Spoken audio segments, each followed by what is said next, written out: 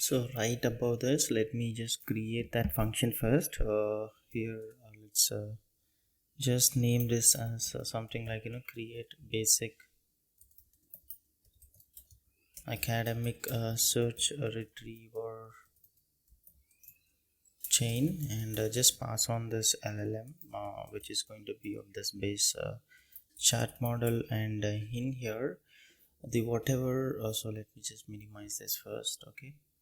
So this runnable sequence, the place, I'm just going to wrap that this completely whole thing inside that. So what we can do is, let's just copy this whole part.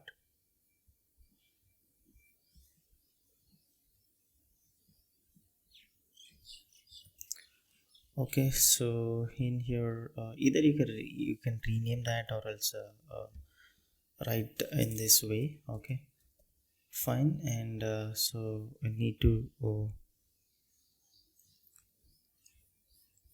close this things. So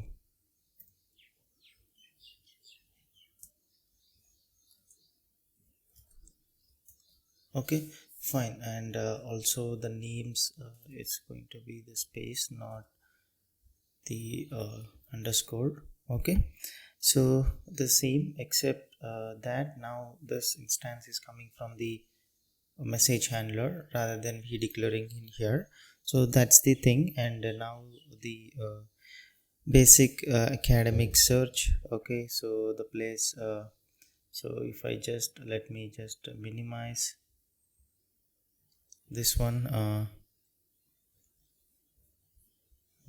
we are going to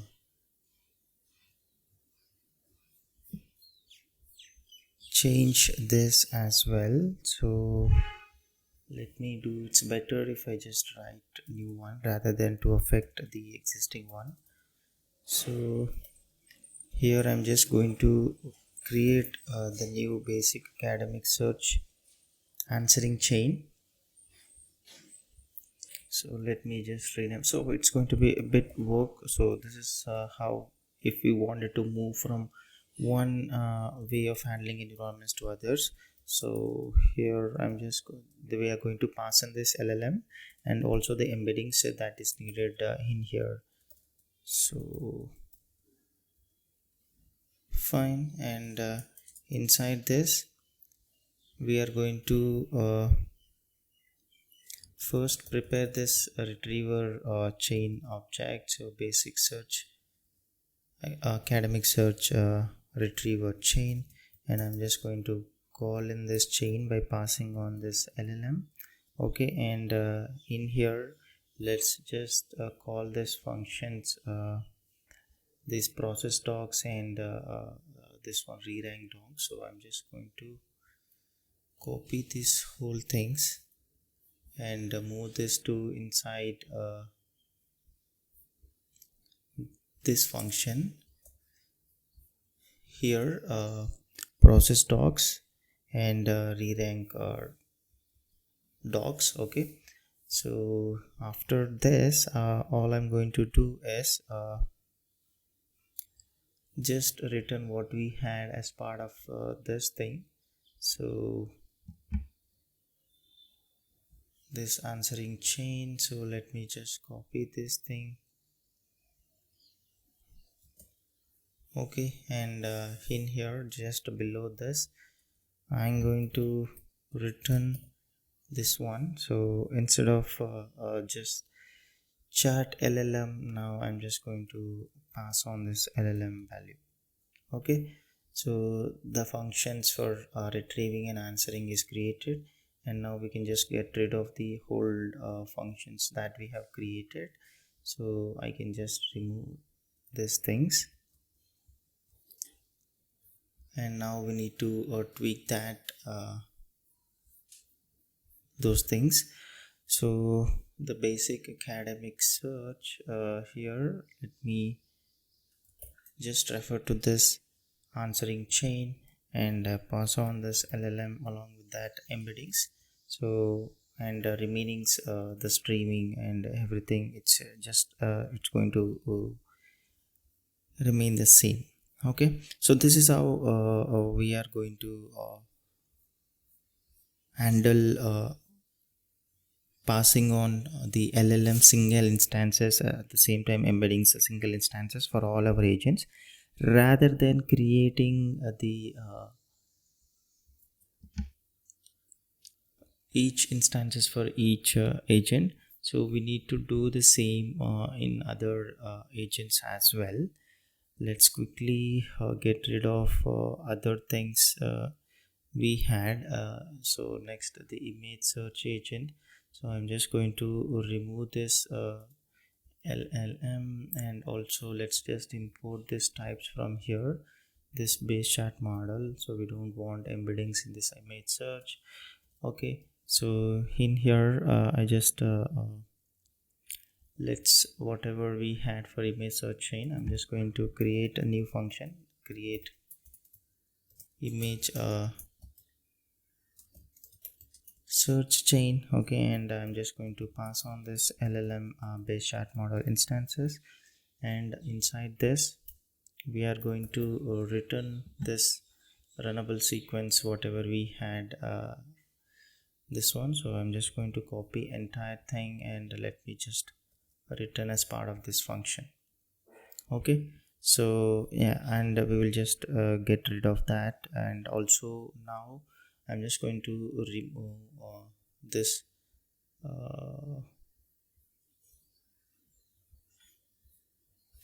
so, and also I'm just going to remove this. Let me just remove that.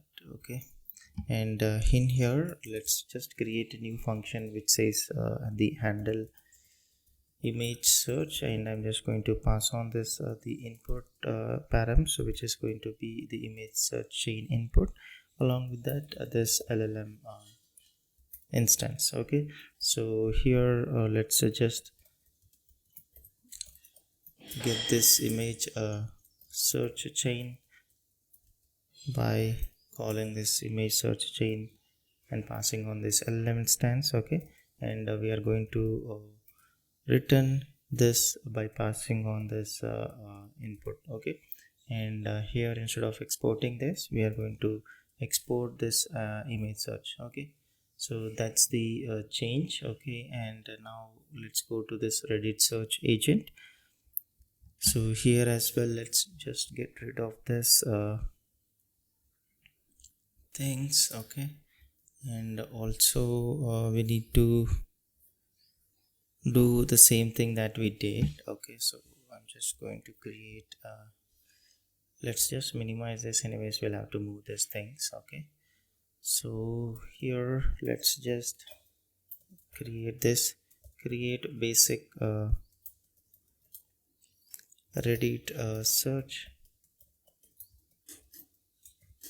retriever chain. Okay, and in here I'm just going to pass in this, and also I need to import this type. So let me just take this from here, the embeddings along with that base chart model. In here let me just import these things, and let's go in here. Yeah, so base chart model, and inside this I'm just going to return what we had as part of this function. So let me just remove this. Okay, and I'm just going to return as part of this, and I'm just going to completely get rid of this. Okay, and also okay, I think I forgot to change this, so this has to be this Reddit. Okay, yeah, that's the create retriever chain. Okay, same way I'm just going to create this answering chain, rename this, create a basic Reddit search answering chain, And now for this, the params is going to be the two instances that we want, LLM, along with that this embeddings. So this is going to be this embeddings, and here let's just first prepare this basic Reddit search retriever chain, okay, by calling on this retriever chain and passing on this LLM instance. And in here I'm just going to call this functions, okay. So pre-processing thing,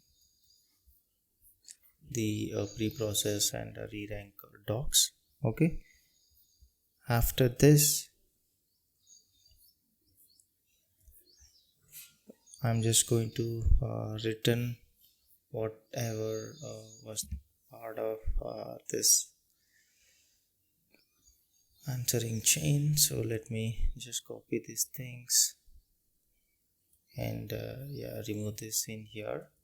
Let's just return, and instead of this chat LLM I'm just going to pass on this LLM, okay. So this is the function, and I can just get rid of this, and this is going to remain same. And in this finally a basic Reddit search, all I need to do is first let's come back in here. We need to add on these two instances where this of the same way like we did this LLM, this base chart model, and then this embeddings of type embeddings, okay. And in here let me just pass on this LLM along with that embeddings, and I need to include that so that doesn't receive any type issue, okay. Base chart model and this embeddings, so here fine. And let's just prepare this. So here I'm just going to create this basic Reddit answering chain, Reddit search, okay. So and here I'm just going to get this instance by calling this function and passing on this LLM along with this embeddings, okay, fine. So that's the change, and yeah, and that's the change in this Reddit. The same thing needs to be done in other agents, okay. So web search agent, let's just get rid of this three parts, okay. And now here I'm just going to minimize these things instead of this, and also let's import this types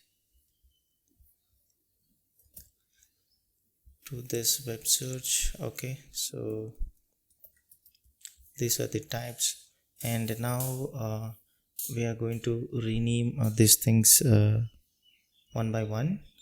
First the instead of this what I can do, let me just rename here itself, create basic web search retriever chain, okay. And this is going to be function with the input of type this LLM type based chart model, okay. And in here I'm just going to wrap this inside this, and whatever we had as part of this I just wanted to remove from here, and we will just return from this, okay. So that's the change, and now the same thing applies to the answering chain, okay. So I'm just going to rename this to create basic search answering chain, and this function with this two params, one is this LLM based chart model, and the other is this embeddings instances embedding, okay. And I'm just going to wrap everything inside this brackets, okay. Let me just remove this part, okay. And I'm just going to return this. Before that Let's first get this retriever chain object, basic web search retriever chain. So I'm just going to call this retriever chain by passing on this LLM, and next we are just going to remove these things and call those functions inside this. Only thing we need to change is, instead of this chat LLM, we need to pass this LLM. Okay, so now we have both the chains ready, answering and the retrieval. Okay, and we need to change these things here. This is going to be this base chart model, and this embeddings is going to be of type embeddings. Okay, and I need to change in here as well. This is going to be of type base chart model, and this embeddings of type embeddings. Okay, and I'm just going to pass on this LLM and then embeddings. Okay, fine. And here let's just get this retriever chain. Answering chain.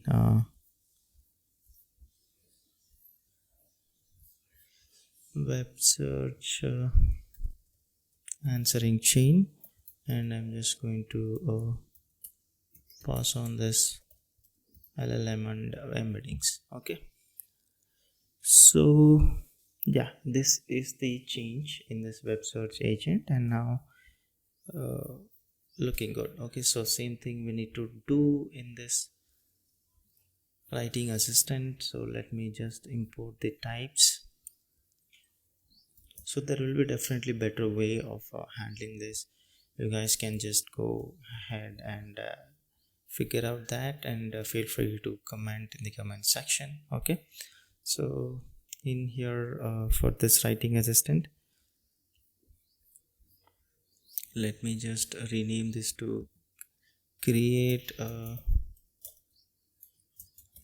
writing assistant chain. Okay, and this the function needs this LLM instance. Okay, and here I'm just going to give this LLM base chart model. Okay, and inside this I'm just going to return this part. Okay, and in place of this chart LLM, I'm just going to pass on this input param for this function. Okay, so that's the change. And this handle writing assistant, it's a simple one. So all we'll do is first change this input params by adding in this base chart model and this embeddings to this function. Okay, and in here I'm just going to get this writing assistant chain object by just calling this and passing on this LLM instance. Okay, so that's the pretty change in here. Okay, and now we should be good to use this agent. And finally what we have left is this YouTube search agent. So I'm just going to import those types first, and quickly let's get done with this change. Okay, so here I'm just importing this and remove this, creating the instances, and let's just minimize these parts. And first this is going to be this create basic, and also now I need to change this to have this LLM as the input. So here I'm just going to give here this type as the base chart model, and in here we're going to wrap this inside these things, and I'm just going to return the whole things here. So let me just remove this. Okay, so this is the change for retriever chain, and we will just change the answering chain as well. The answering chain, so same thing, I'm just going to name this as a create basic YouTube search answering chain, and this is going to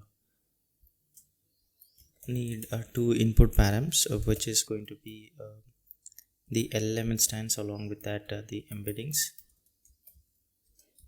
Okay, and in here let me just copy this whole part. Okay, and I'm just going to return this, and before that we need to first create the instance of this basic retriever chain. Okay, so this one, so I'm just going to call in this create a basic YouTube retriever chain by just passing in this the LLM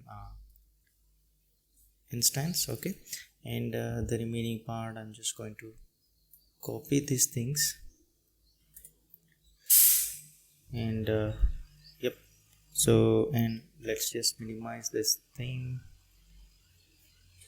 and in place of this chat LLM, this is going to be just the LLM. Okay, so fine, so now we have this both answering and retrieving chain. Let me just minimize this handle stream as well, and in here we are going to pass on this instances based chat model, and the other thing is the embedding. So I'm just going to pass on this, and also I need to change in here, so this is going to be this base chart model, and the embeddings type. Okay, and this one we need to add on here this LLM and this embeddings, and here I just need to use the power parameters to create a basic YouTube search answering chain. So that is this basic YouTube search answering chain, and I'm just going to pass on this LLM along with this the embeddings.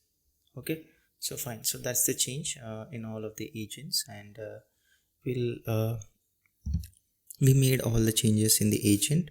And now the same thing in the images. Now we can see there's an issue. What is this? Because we have removed this. So what I can do here is first let me get this instances of this.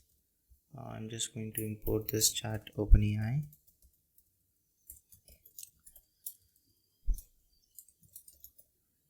Chat OpenAI from this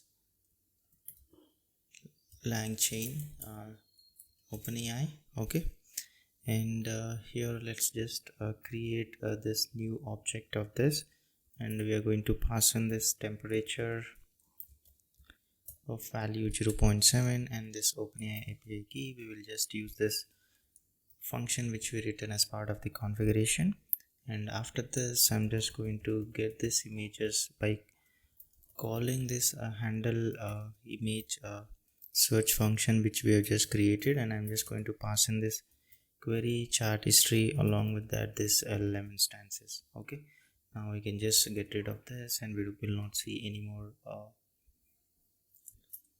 issues in these images. Okay, so fine, and that's the thing we did change. Okay, and how we try to refactor for maintaining single instances across our application. And finally in this WebSocket server we were referring to this port. Okay, so I'm just going to use this get port function. Okay, and here instead of this thing I'm just going to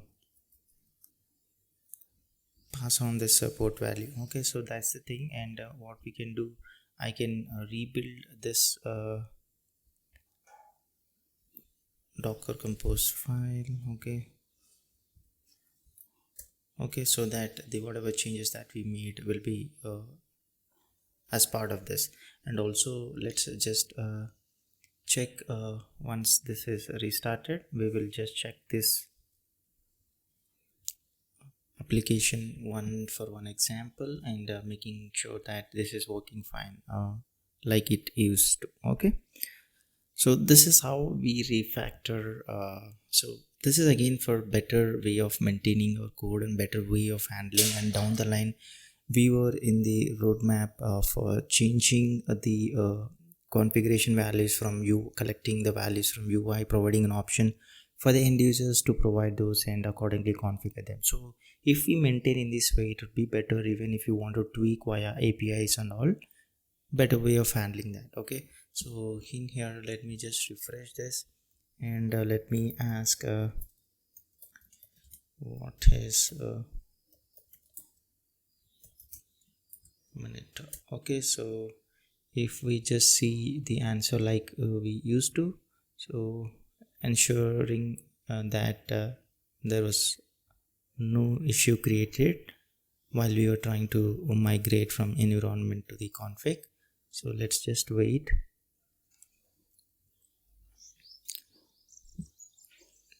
It's just loading, so I'm just going to wait for a while. We can do the inspect as well.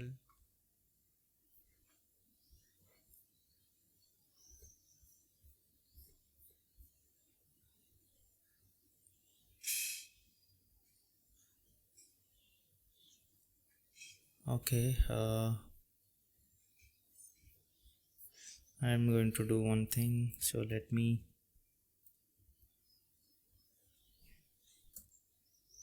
quickly run this again. Okay, and also this UI application, yeah, this one also I'm just going to run this again. Okay, and let's it's starting, and this where is this okay, so let me just refresh this. It's just compiling, and I'm just going to clear this console once. Let's it's loading. Okay, it has compiled.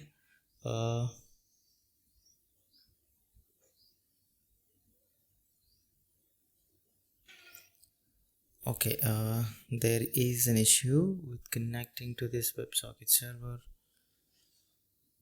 Let's do one thing. We will try to load even for while trying to connect to this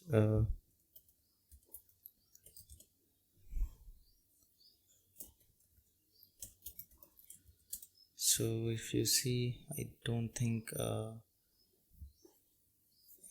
because it failed, and also in here if you just see in the WebSocket, we are not having any data.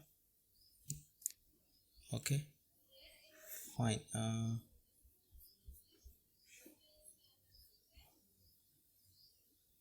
I'll just check this and correct this part, and then we'll continue from here. Okay, so the issue is, if you can see, we are referring to the environment file, and that's the reason.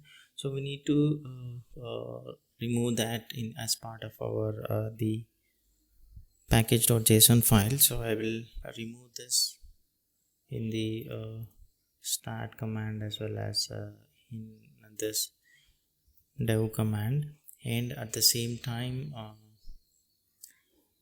we need to change our backend docker file a bit as well. So that is, we need to copy the config.toml file which we just created. Okay, so that one instead of this environment thing, so I can just replace this config.toml. okay, and also it's okay, for now I'm just going to leave this as it is, setting of that. Okay, and we are going, I think we should be good with this. Okay, fine. So better if we can do either one way, set this environment variable as it is, or else we can run a command which is going to search for this search xng, in our config.toml and then set that to this value. So what I mean is okay, we will do that later. For now I'm just leaving this as it is. Okay, so fine, and now I just wanted to check this. Let me rebuild this thing. Let's just build this and make sure that two services are healthy and running, and then we'll try to test this.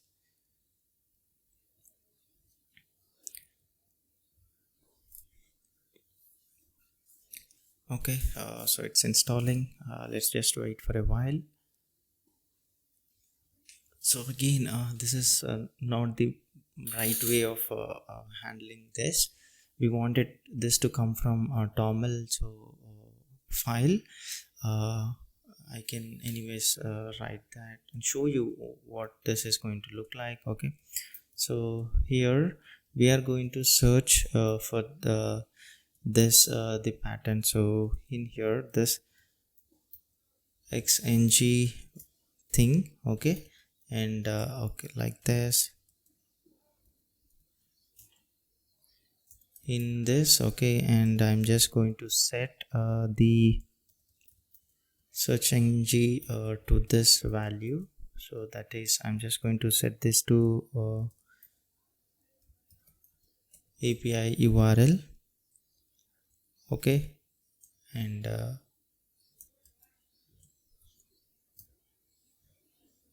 fine, and this one we are going to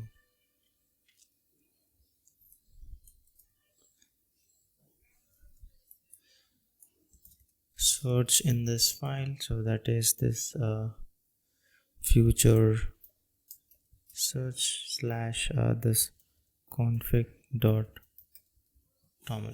okay, so either we can do this or this. Okay, but this is the best way of doing it. Okay, so I'm just leaving that for now. Okay, and let me just check if this, yeah, both are running now. Okay, so we can just go ahead and just refresh this, and I'm just going to check this again just one last time. We'll just check, and yeah, you can see now we are receiving an answer, and I can just remove this now. So okay, here connection refused. Fine, and okay, I just gave in here this wrong value, so this has to be this 8080. okay, so fine, let me just rebuild this. So we need to be careful, because if you see this one, where is this docker file, docker compose file? So we are exposing this 8080. So that's the mistake that we did. So let's just wait for this to build again. So I'm just going to ask again. So let's refresh this, and let me ask again.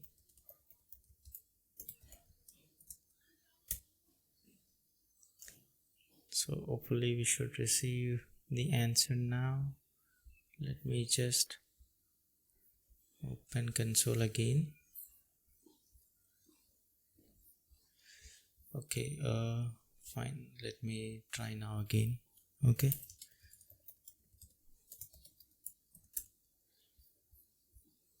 okay, yeah, now it's working. Okay, so if I ask the follow up question,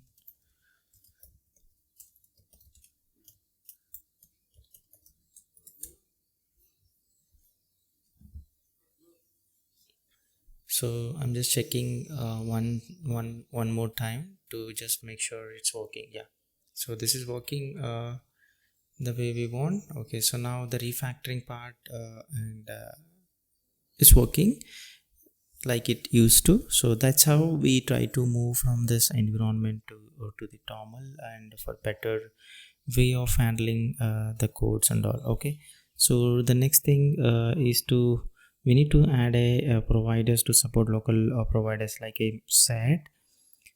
So what I'm going to do is, let's start with this provider. So in this core, so let's just rename this to library. So I can just yeah, okay, I'm just going to update the same, and in here I'm just going to create in here this file for our providers. This is the providers, okay, and now inside this, the thing that we are going to write a function is to help us get the available providers. Okay, before that, the configurations, I'm going to add that, and so that accordingly we will understand what we are trying to get from this providers file. So if I just go to this configuration.ts, additionally I'm going to add in here along with this similarity measure the chart model provider. Okay, so is it OpenAI, is it Olama, or other things that which we will be adding. So that value we will be configuring and getting from here, and also the name of the model. Okay, so this is again going to be a string, and API endpoints I'm just going to add in this for now. Okay, fine. And also here let's just, instead of getting current working directory, I'm just going to mention this direct name, and also here this relative path. Okay, fine. And now, like we did right for the other functions, let's just write a functions to get the chat model provider and so on. So just below this I'm just going to write a function which is I'm just going to name this as a chat model provider, and here load config dot this general chat model provider. Okay, fine. And the Olama endpoint, so I'm just going to write the function to get that, and here again I'm just going to load this to get this API endpoints dot Olama. Okay, so these are the two function. Okay, and also the for the chat model.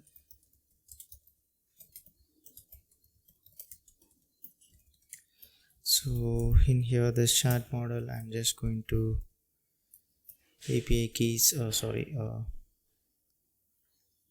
general dot chat model. Okay, fine. So that's the change in our configuration file. Okay, and accordingly we need to configure these values. So now let's get on to this providers function. So here in this, let me create a function. I'm just going to name this as, let's say, get available providers, something like that. Okay, so this is going to give me, and I'm just going to make this as asynchronous. Okay, first thing I'm just going to get the OpenAI API key. So here API key by just calling this function that we have as part of config file, and the Olama endpoint. Okay, so here this endpoint. Okay, and let's just create one object to store the models. Here if we have this OpenAI API key, then we need to set the then it's show that the provider is going to be OpenAI. So for that respective key I'm just going to set this value. So for this OpenAI we're going to set this model, so GPT 3.5 turbo, Okay, so we are going to just create this new chart OpenAI object. So let's just import that new chart OpenAI from this langchain core OpenAI.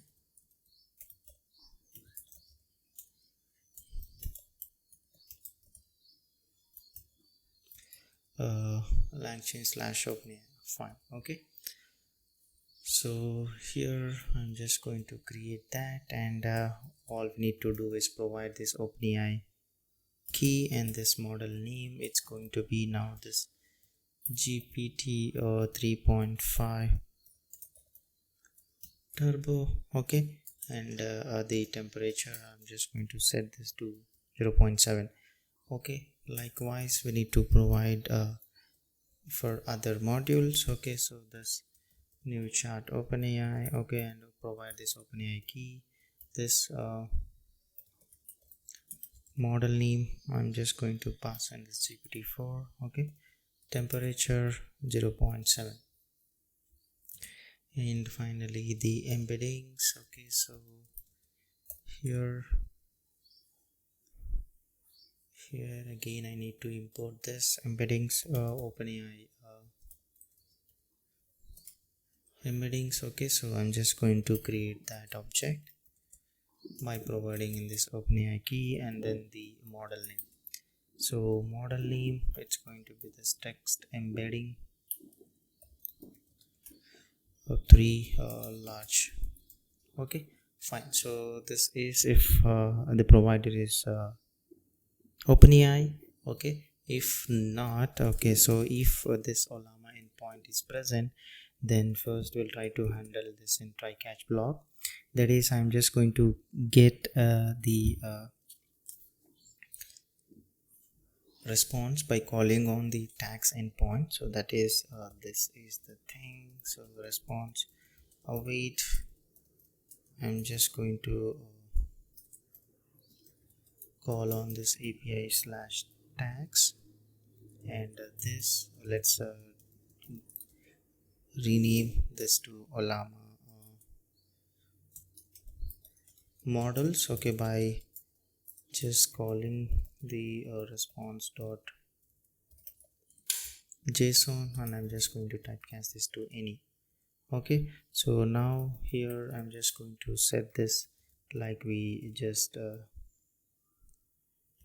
set the OpenAI part. So here Olama models dot, I'm just going to reduce this and get this thing, and this model dot model. So I'm just going to create this new chart Olama object. So this needs to be imported from again the langchain. So I'm just going to import this chart Olama, okay, from this langchain, this community. Okay, and so in here the chart models, the Olama. Okay, so this one I need to import this. So let me just search for this again.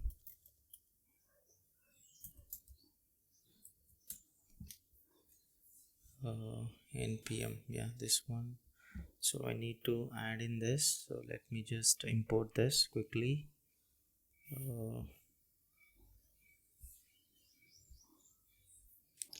So I'm just copying this, and here as part of this thing I have to install this. Okay, so once we install, we shouldn't see any issue with this import. It's just loading. So once we have that, we need to create an instance of and then put like we did for this OpenAI models. Okay, so let me just continue this all we need to do is use this and configure this using this base URL, and this is going to be this Ollama endpoint. This model, it's going to be model.model, and this temperature, I think my network is slow, due to which I'm not able to install it quickly. Okay, so fine, and I'm just going to return this actually later, and here initially this empty object. Okay, fine, and that's the thing. And in here, this, if this object dot keys of this models of this Ollama is greater than 0, okay, then we will try to set the embeddings. Okay, why is it taking time? Okay, is my net an issue? I think so. Anyways, we'll just complete that, and I'll just get back to that later. So this endpoint embeddings, okay, so this is how we just create an instance for embeddings. So this one as well, we need to import like we did this chart Ollama. The same way we need to import the Ollama embedding. So from this langchain, this community, and this embeddings. Okay, so in here, this is going to be the Ollama embeddings. So this all information is present in the right side doc. I'm just showcasing, so you can just go ahead and refer to that. Okay, this Ollama embedding, so I'm just going to import that. Okay, and we need to configure the base URL like we did just above. So this is going to be this endpoint, and then the model. So here this models of this Ollama dot this object dot keys of this models. I'm just going to get this 0th model. Okay, fine. So this is the thing, and if everything went as expected, so we are going to handle that in try block. If something went wrong in this console, I'm just going to console the error. Okay, and finally from this we are just going to return this model from this function. Okay, so this is the function, the providers, which is going to help us get the available providers. Okay, why is this taking time? So let me just install this again. Looks like there's my internet issue, so I'll just reconnect this, and yeah, at least now it's loading. Yeah, it's installed, and we shouldn't see this issue. Yeah, fine. So now we have this providers thing. Okay, all we need to do is we need to now use this providers to get these respective values in our connection manager. So if I just go to this WebSockets, and in here this connection manager, in the handle connection, rather than directly referring to this chart OpenAI and OpenAI embeddings, we need to make use of the function which we just created, and accordingly prepare the instances of particular provider. Okay, so you'll understand what I'm trying to say. So in here, first I'm going to get this models by calling this function which we just written, get available providers. Okay, and this provider thing, so this and also we need to make this as a synchronous. Okay, so that we can use this provider, and here I'm just going to get this chart model provider, and also this chart model, get this chart model from this. Okay, and now let's just create an object of type this base chart model. uh, okay, or else I'm just going to make this as undefined as well.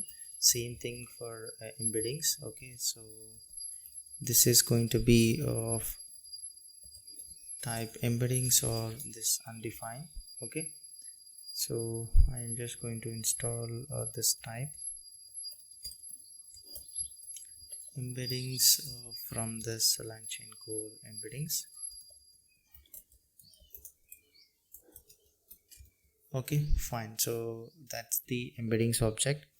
Now depending upon the values that we got from this models provider, so that is if this models of provider and this models of this provider chart model value is present, then I'm just going to set that respective value into this LLM object which we just created above. Okay, as this base chart model, or that it has undefined. Okay, same applies to this embedding. So this is how we are going to prepare the instances of particular LLM or embeddings based upon the provider that is configured as part of the config toml file. Okay, so here this embeddings, okay, or this undefined.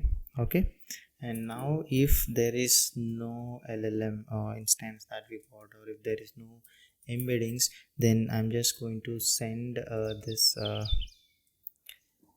message saying that invalid LLM or embeddings model selected, and the type as error. Okay, so here let's just stringify this. Okay, and I'm just going to say in here this type is going to be error, and the data here I'm just going to send this invalid LLM or this embeddings model invalid embeddings model selected. Okay, this is what we'll be sending, and now we can just remove on this part because we don't have to outcode specifically for the OpenAI itself. Okay, so this is the flexibility of adding the local providers and whatever the providers that we want. Okay, so that's the core logic we try to handle as part of this function, trying to get the value configured in the toml file.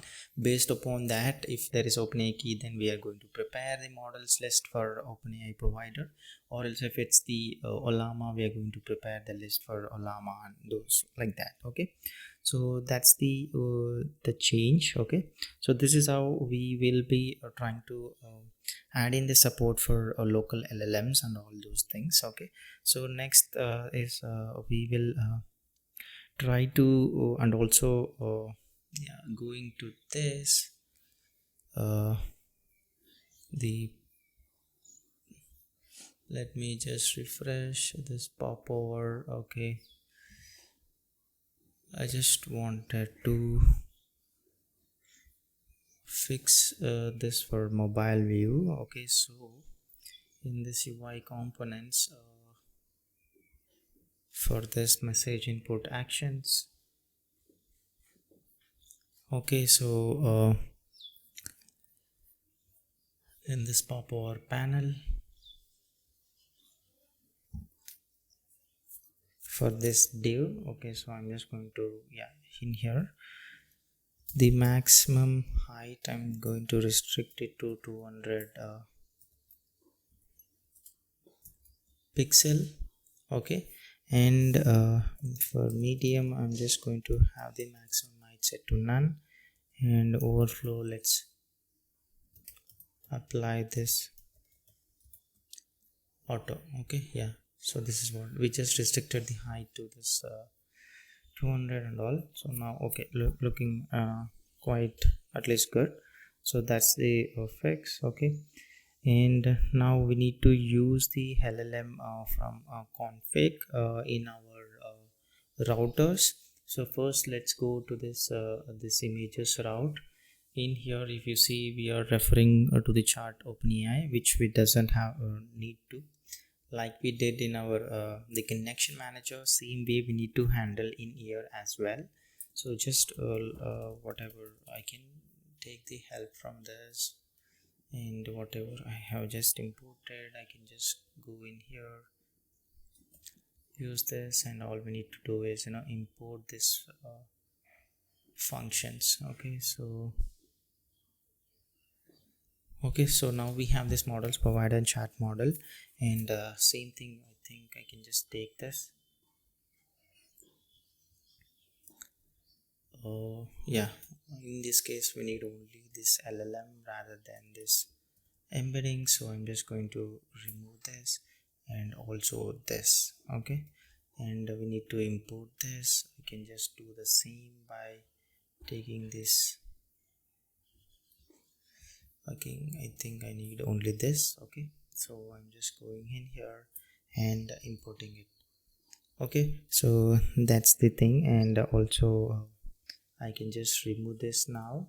And if we don't have the provider, I'm just going to send the status code the 500 with the JSON message saying that invalid LLM model selected. Okay, and I'm just going to return from this. So fine, so now we are trying to load the model from config, so that is the LLM model from config. We are not just outcoding for just OpenAI. Okay, fine. The next thing is we need to focus on these adding the settings UI from the client-side application. At the same time, we need to have services to update the configuration values and all those things, which we will eventually take care of that. And also it's better if we try to add error handling as much as possible. I just wanted to show one example how to just to handle that. So in here we are just trying to directly do this in the if just with if check, but if you wanted to be specific and try to handle errors, so this is the better way of handling this. So and then here accordingly you can just log the error, something like let's say this error loading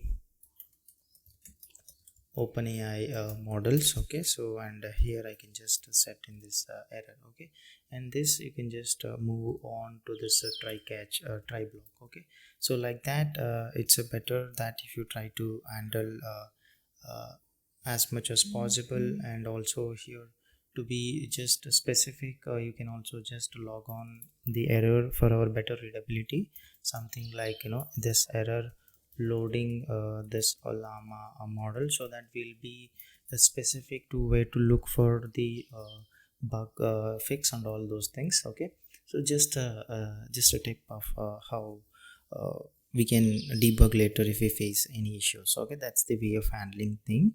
And also I'm just going to add a method which is going to help me the update the config values, because next the core action is for us to update the config values based upon the values that user is going to provide. So that I'm going to make a change in this config file. Let's just create the function called update config. In here I'm just going to create in here the function. So let's say something like update config, and in here the params is going to be of type config, so I can just define the type for that. So let's just give the type name as something like recursive partial, and just make this as a generic. Okay, and here if p in key of t. Okay, and I'm just going to make this as a optional. So let's just, this is going to be again this. Okay, so this is going to be the type, and we can just use this here for the config, and this is going to be recursive partial of here this type of the config for us. Okay, so this is the thing, this one. So yeah, that is the typing. And now in here, first let's get this current config. So I'm just going to store this inside this current config variable by loading the config function. And once we get that, I'm just going to iterate using the for loop and get the each key. So for const key of the current config, I'm just going to check if this current config of the key and this what is the issue. Okay,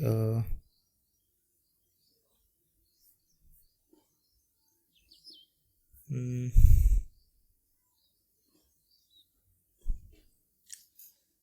okay, there is okay, let's do one thing. So I'm just going to avoid this typing error for now.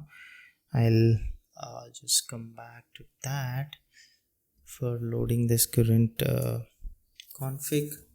Okay, so let's do one thing. So current config of key. Okay, and just check this type of current config of this key is equals to object. Okay, so then I'm just going to iterate through this nested key, okay, of this current config of key. Okay, and here if this current config of key again the nested key, then if this config of key nested key is not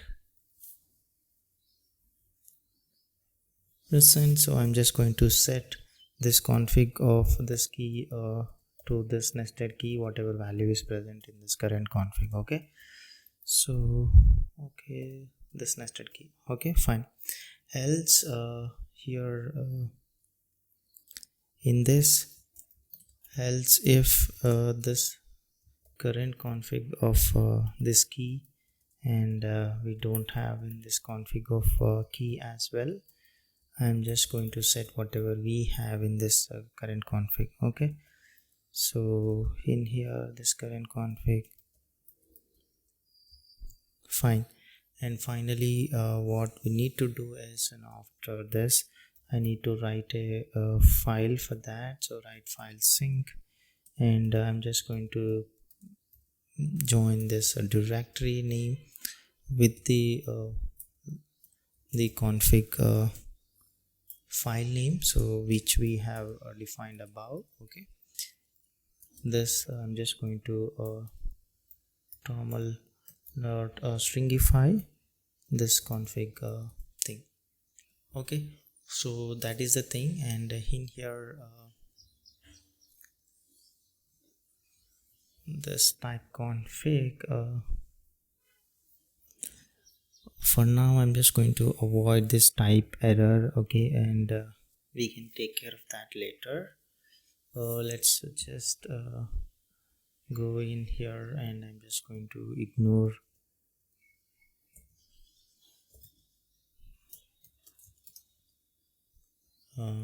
okay, so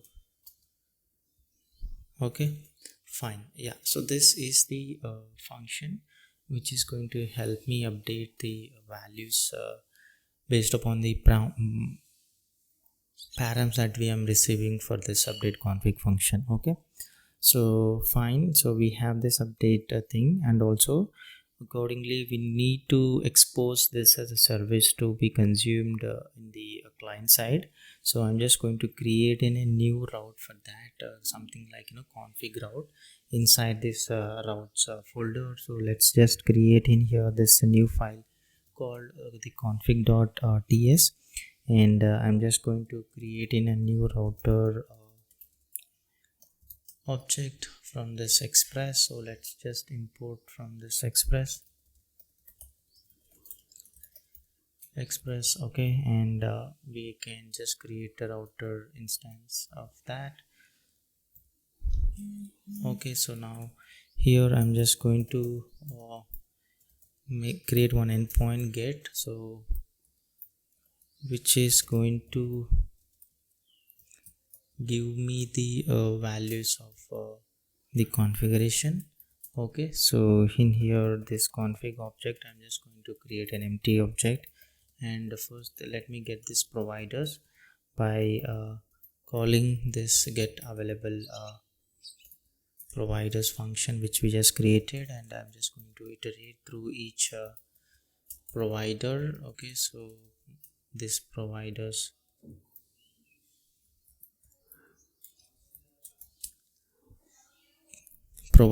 Okay, yeah, the issue is in providers. Okay, and also here as well, I think the miss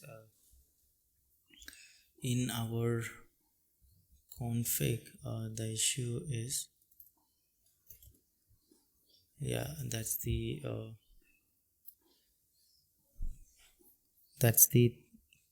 issue it was. So now we are going to update this accordingly. So return the config whatever the values that we have, and also update the post endpoint and all.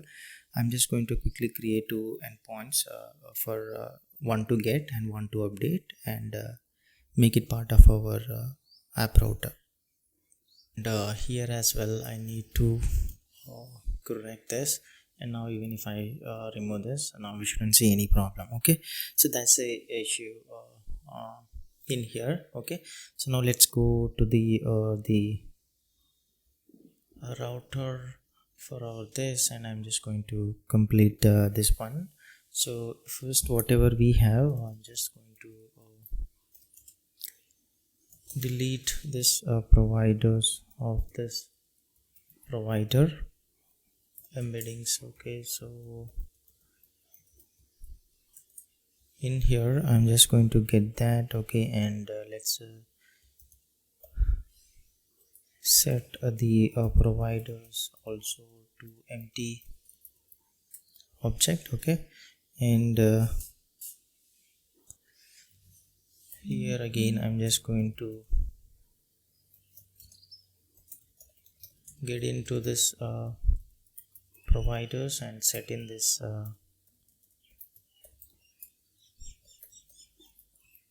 providers of this provider, whatever we have in this object dot keys, providers of this provider.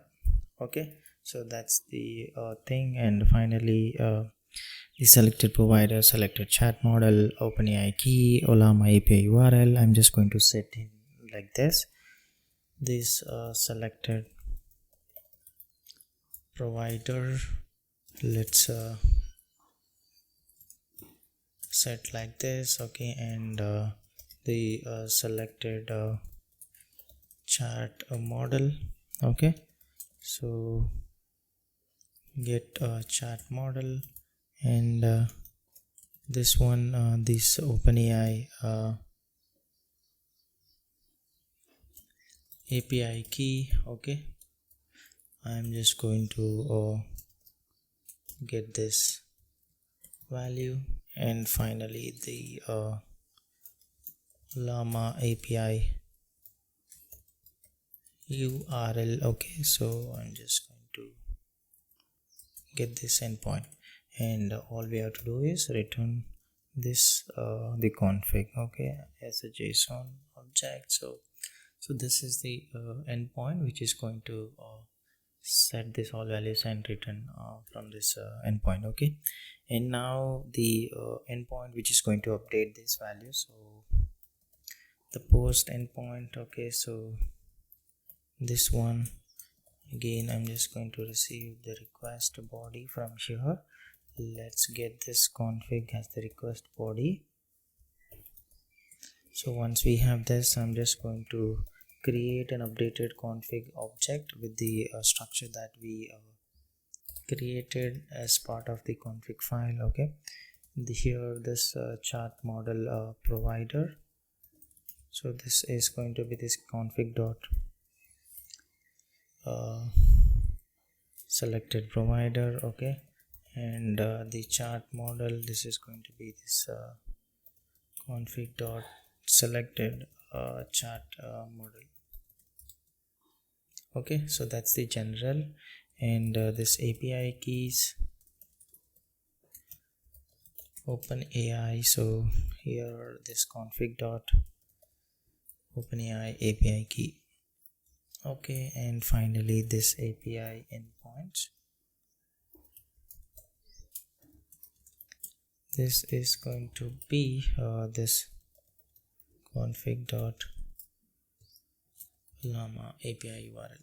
Okay, so fine, and these things we need to pass on to this function which you have written, that is the update update config. So I just have to import this and pass on this object above, so this updated config. Okay, and all we need to do is pass on this status, some like config updated with this message, the message as config updated. Okay, so this is how we'll be updating the chat model provider, chat model, and the OpenAI key or llama URL and those things. So now we have this endpoints in place, and now I need to integrate this first. Let's into index.js, and all I have to do is first let me just import this config router from this config. Okay, and this router dot use this base URL is config, and I'm just going to attach in this config router. Did I not export this? Okay, so now in this config we need to export this router. That's the reason we are seeing the issue. So export default router. Okay, so we have this endpoint ready, and we can just rebuild the same. So I can just rebuild it again, and we'll have the endpoint reflected. And now we need to focus on this UI integration. So that is, now we have this configuration service. We need to create a settings dialog or something, which kind of a form where we can take an input from the users and accordingly set that for our services to use. Okay, so let's go to this UI, and in this components folder I'm going to create a new component for settings, and let me name this as something like this as the settings dialog. Okay, settings dialog dot tsx. Okay, fine, and in here we are going to provide a form for the end user to provide the values that we were looking for, the providers chat model, and OpenAI API key or llama URL and those kind of things. Okay, so I can just minimize this. We will first define the basic component, and then we will integrate the service call to get the values, at the same time update the values, and a form or to collect the values from user. The simple component, I'm just going to name this as the settings dialog.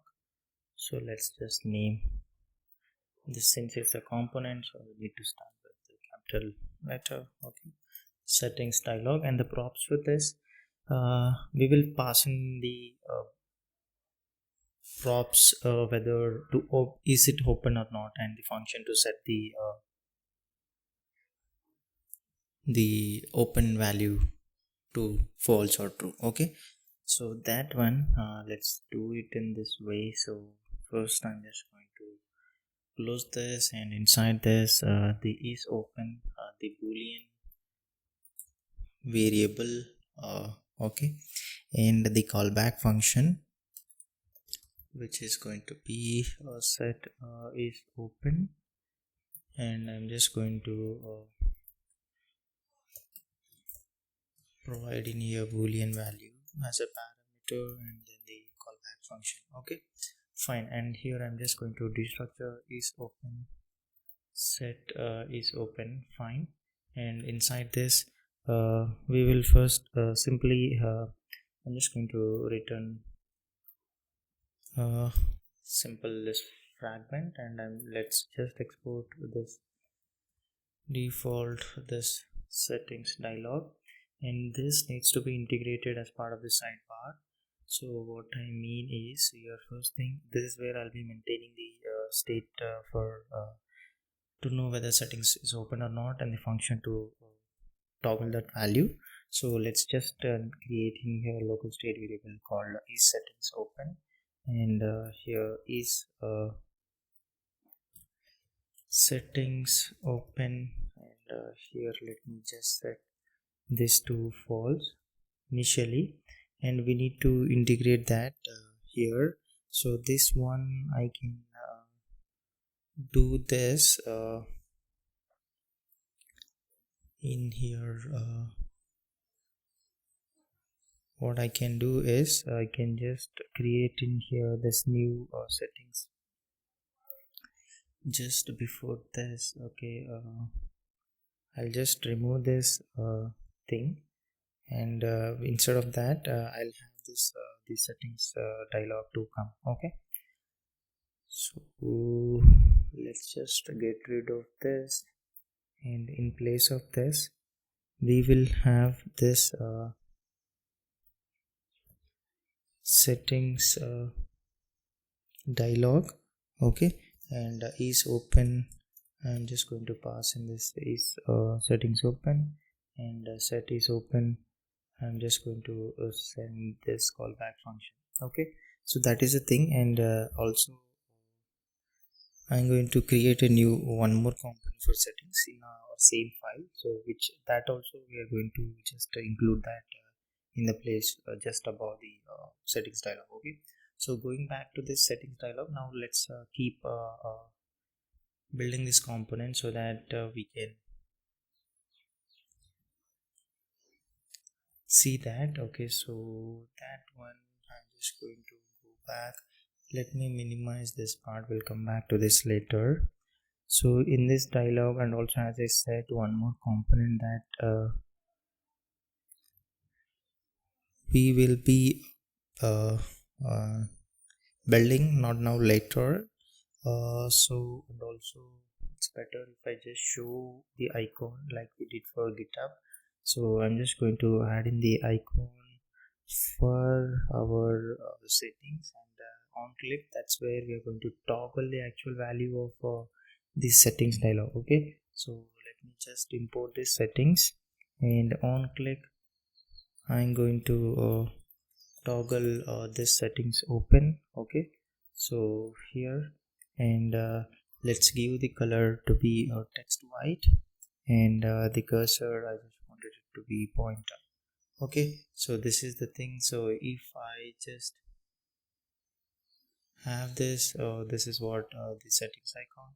Okay, so this, it's going to help us open the dialog which we don't have anything written, so we will write that and eventually see that in action. Okay, so going to this settings dialog, so in here slowly what we're going to do is first thing, the normal component, we need the loading variable. Once we make a call to service to just indicate we are loading, at the same time updating status and all those things, and the variable to store all the values that user is entering, or the config values. Okay, so for that I'm just going to define one interface so that we can strictly enforce its typings. Let's just name this as the settings type. Okay, and this one, the providers, this is going to be the object with the key as a string, and the values string array. Okay, so that is, and then the selected provider, which is going to be of type string, and then the selected chart model. So I'm just going to have this chart model. Okay, and then OpenAI API key. So this is going to be again of type string, and finally this Olama API URL, which is going to be of type string. So now we have this settings type, so I can just go ahead and declare the state variables that we wanted to maintain as part of this component. First is the straight away the config, so I'm just going to set this config and this use state. Okay, initially I'm just going to set this to null, so this can be of type this settings type, or else it can be null. Okay, so I'm just setting this, and the other two variables for loading and updating, so is loading, okay, and set is loading.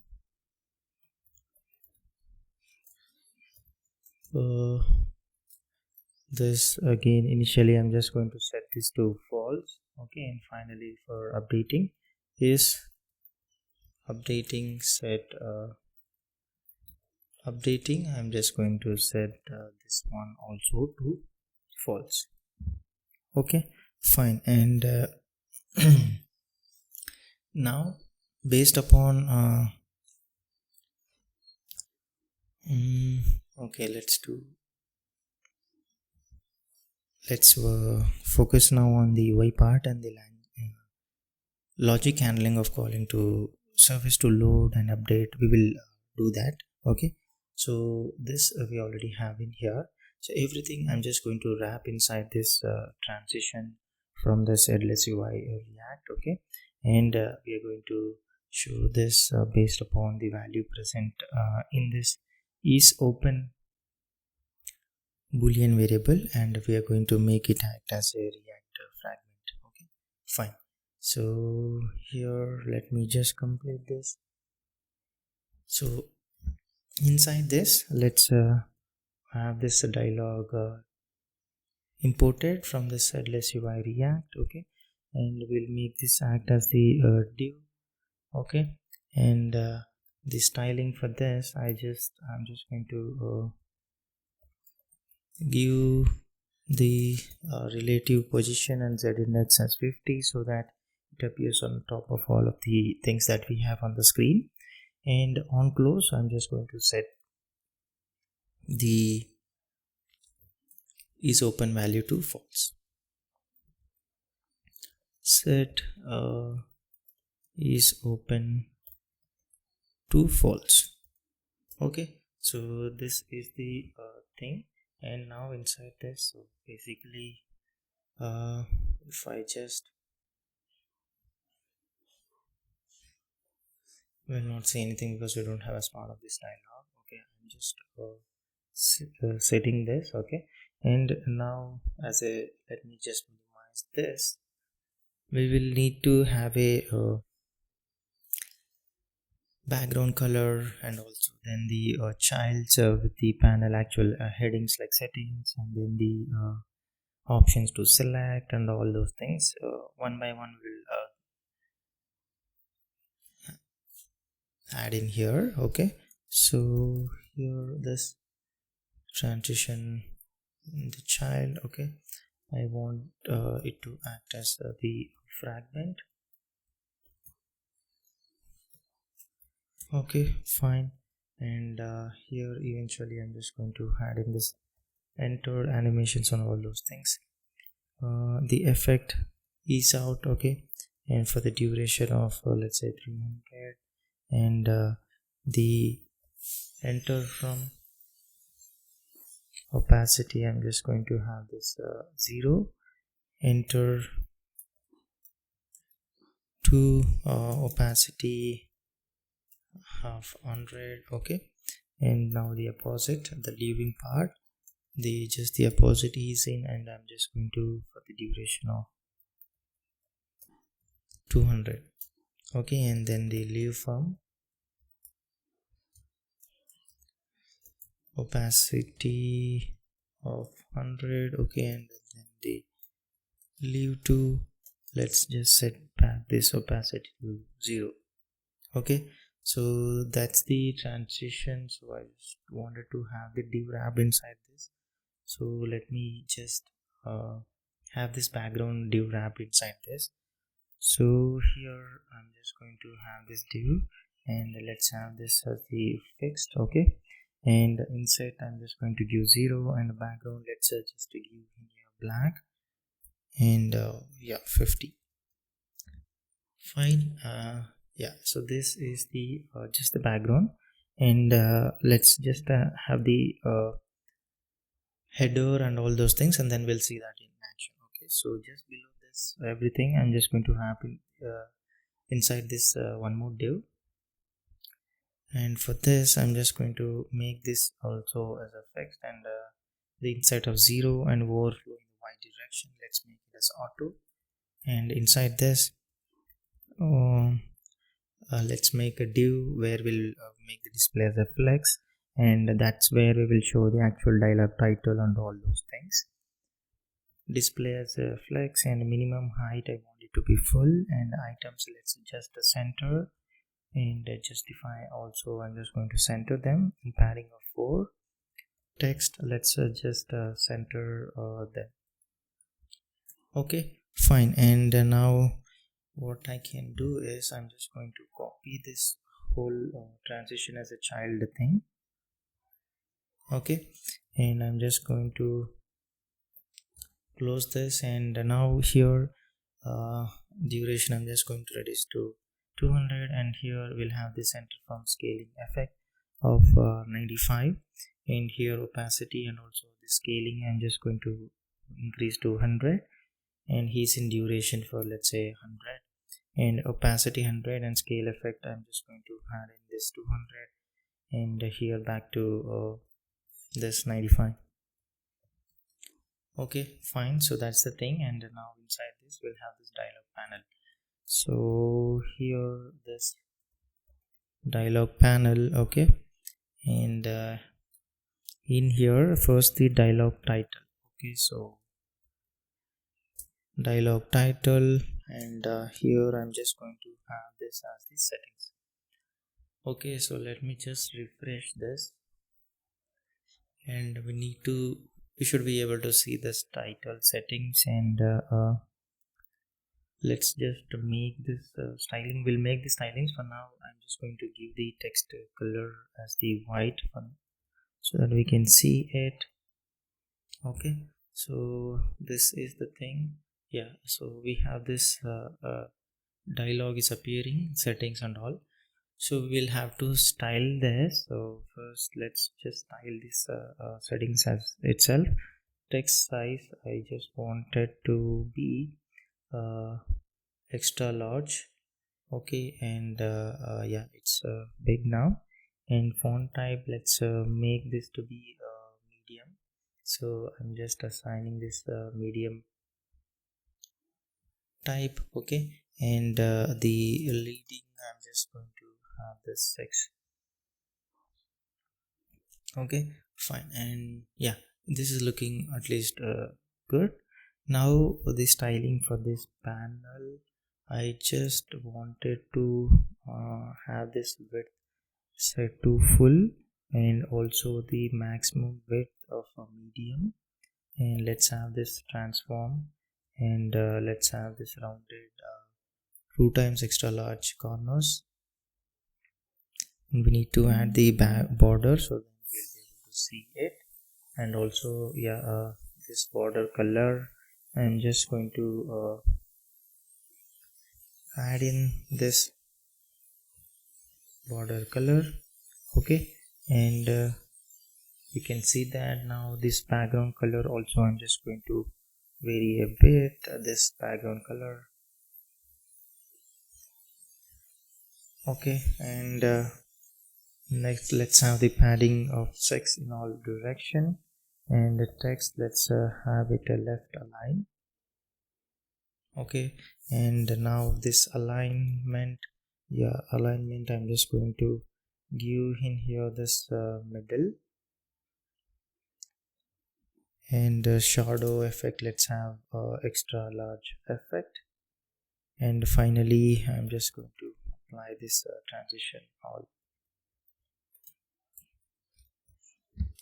Okay, fine. Yeah, so this is the thing, and now we'll keep building the things that we want as part of this dialog. So right after this dialog, I'm just going to check we have this config is not null, and it's not loading. Okay, only then we will be rendering this div. So here I'm just going to add this div and make this display as a flex and direction to be column, and let's have the space in the y direction between each of them 4 and margin top 6. Now inside this div, okay, so inside this div, let's first check for the providers, config.providers, and then we will be showcasing that. So first thing, for the provider, let's again make this a flex and direction to be a column, and space, let's say in the y direction 1. Okay, fine. And now let me just close this div, and in here I'm just going to show the text as the LLM provider, and we'll should be able to see that, but because of the text color, I guess. So in here I'm just going to make this text color as white. Okay, and initially it's null, so we'll not see whatever it is. So to avoid that, what we will try to handle getting the default values or the values via the endpoint which we exposed, so that we will adjust whatever values we get, we are going to set that into our config. Okay, so what I can do is I'm just going to wrap this inside this use effect hook, and in here, if this is open, the value that we received is true, then we will try to fetch the config values. Okay, and make this as a asynchronous, and in here first thing I'm just going to set this loading to true, so indicating that we are trying to get the values from our service, and here all we have to do is make a call to the endpoint which we have just exposed. So that is this process dot env dot this next public API URL. Okay, and here I'm just going to pass in here this config, and now this data, I'm just going to get this data now, and we are just going to set this to our config. Okay, so and set the loading back to false, and now here we need to call this a function, this fetch config.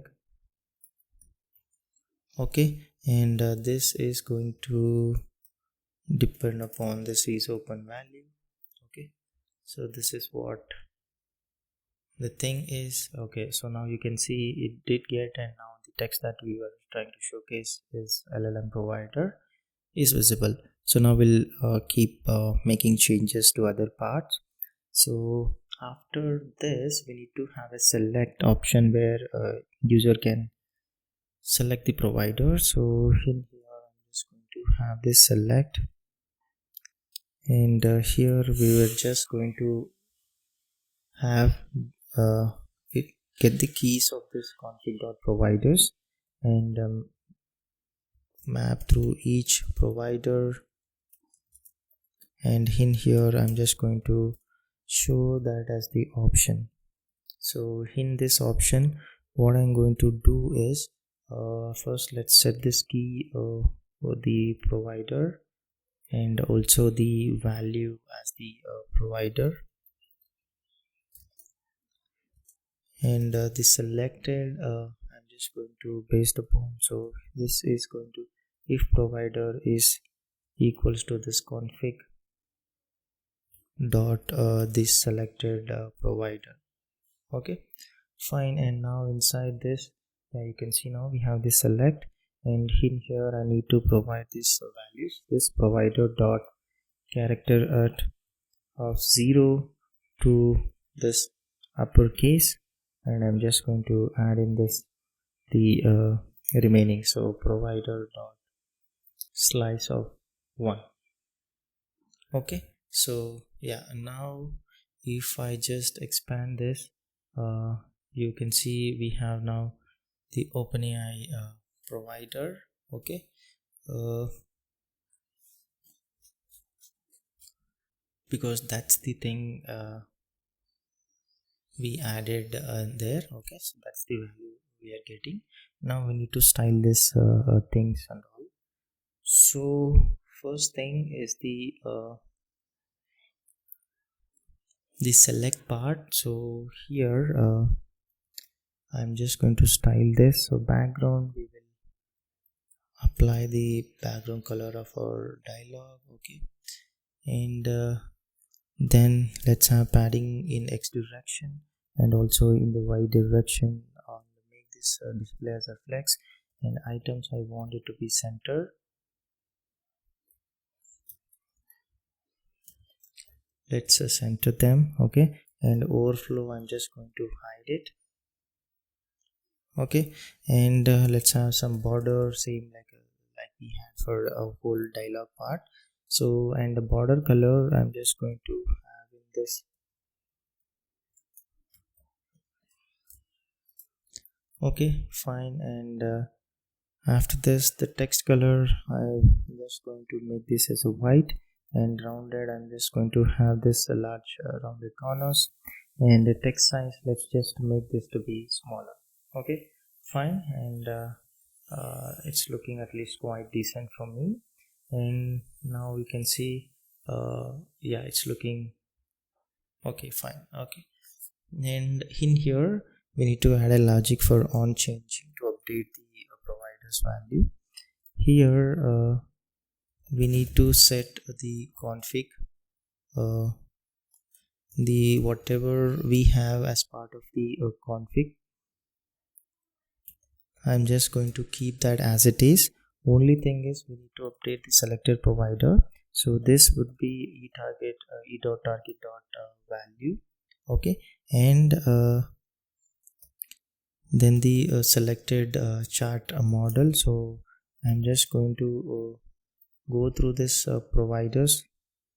I mean, let's config dot providers of this etarget dot the first model. So that is, this is what I was referring to. Okay, so this is how we'll try to handle the on change of these provider. So we will worry about including Holama and other things later. Okay, so that's the for the provider. Okay, so after this div, so we need to check for this config dot this selected provider. Okay, selected provider, and based upon that I'm just going to show the models. Okay, so this one also I'm just going to be let's do one thing. Let's just copy this whole div part and we will change it accordingly.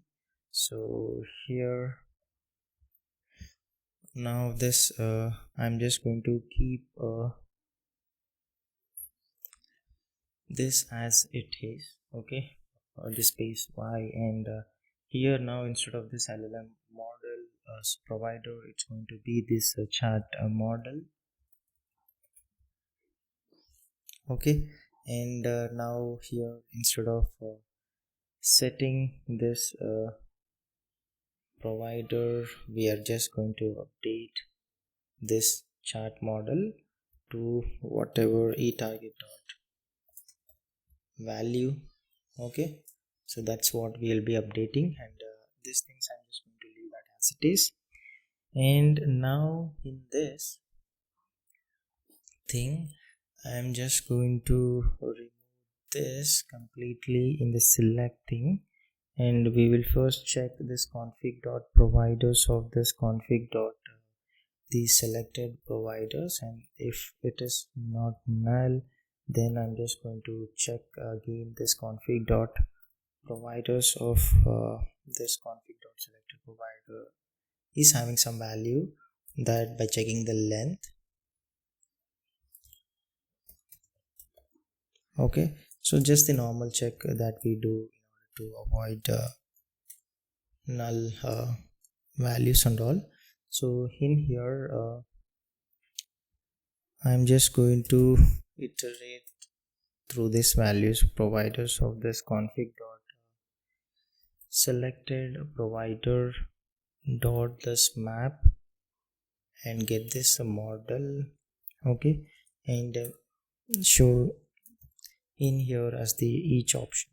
Okay, so key is going to be this model, and value also it's going to be the value of the model, and selected if this model is equals to this config dot selected provider chart model. Okay, fine, and in here all we need to do is show this model name. Okay, yeah, here still the issue needs to be taken care.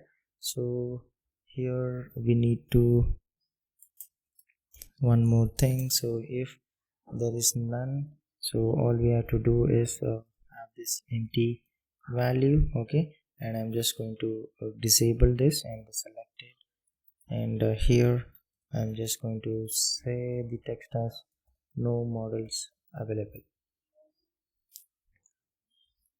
Okay, so that's for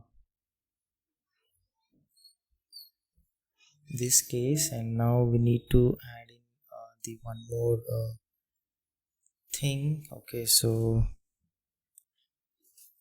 uh, fine, am I missing some brackets? Okay, that's for this and this is for that, and now here we need to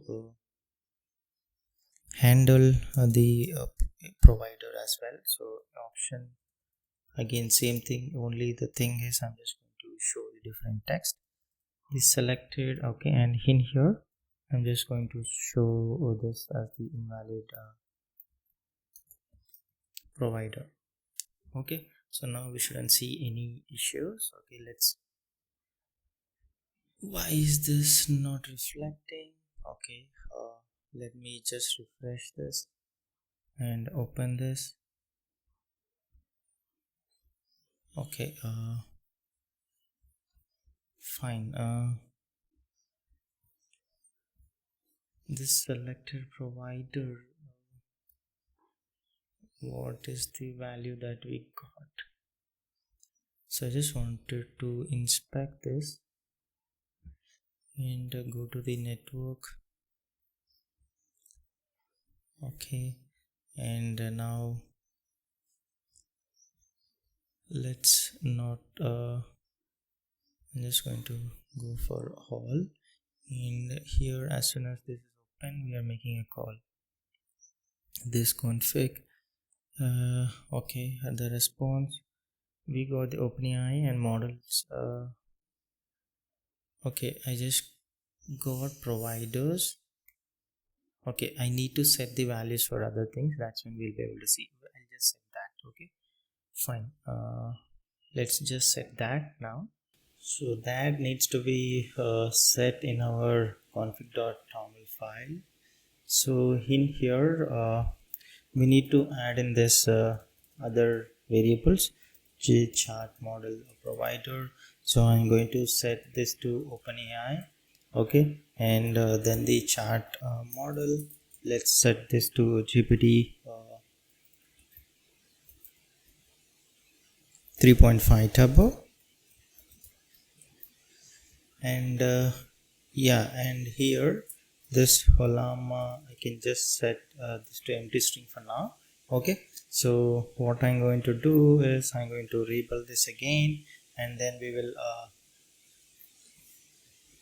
try to get the values again. Okay, so now let's just move back to the settings dialog, and I'm just going to minimize this, and also let's just try to,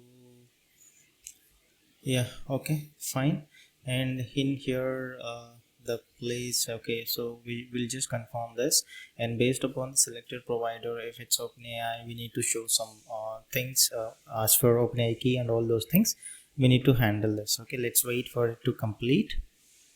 Post that completion, we should be able to see the other chat model. Okay, so it's building. Let's wait.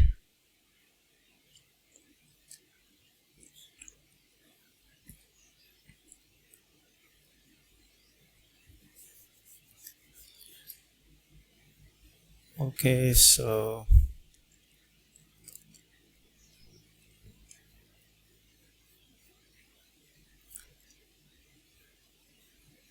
that's the thing. Okay, it is, yep, it's built. Okay, now what I can do is let me refresh this and extend this and open. Yeah, you can see now we are seeing that model, and this is the only these are the options that we are provided. Okay, and this is the provider that we will see how to add the other providers and all. So these are the models that we can select, and next we will just continue for this. Okay, so before next is after this div, so we can just minimize a bit more. Okay, fine. So after this div, here again the condition check, if the config dot selected provider is equals to this OpenAI, okay, then I'm just going to show the header which where I'm going to ask for the OpenAI key input. So let's just make this display as flex and column, and space in the y direction 1, and in here let's just have this text as the OpenAI API key. So here I can just, so it's added, I just need to give the styling for this. So let's just give the color for this as text white, so you can see now, and also I'm just going to make this text size to be smaller, and we need to okay, that's fine. And now below this let's add in the input thing, and this type I'm just going to make this as a text. Default value I'm just going to set this to whatever we have in this config, and on change I'm just I'll have to update this the config value. So here let's set config, and whatever we have as part of config I'm just going to keep this, and we'll have to update this OpenAPI key. So this is going to be now the c dot target dot value. Okay, and yeah, we'll be seeing this issue which we will find. And then the styling for this styling, let's have the background color first set to this gray color. Okay, and let's have the padding in x direction, and also in the y direction. I'm just going to, let's close this so that we don't see any issues. Okay, fine. And I'm just going to make this display as a flex, and let's just item center overflow. I'm just going to hide it, and let's have this border applied. Border color I'm just going to set this to 1c 1c. Okay, fine. And text color, if I just change, we'll be able to see this white. Okay, you can see that. And let's have this rounded the corners, and text size I'm just going to make this as a smaller.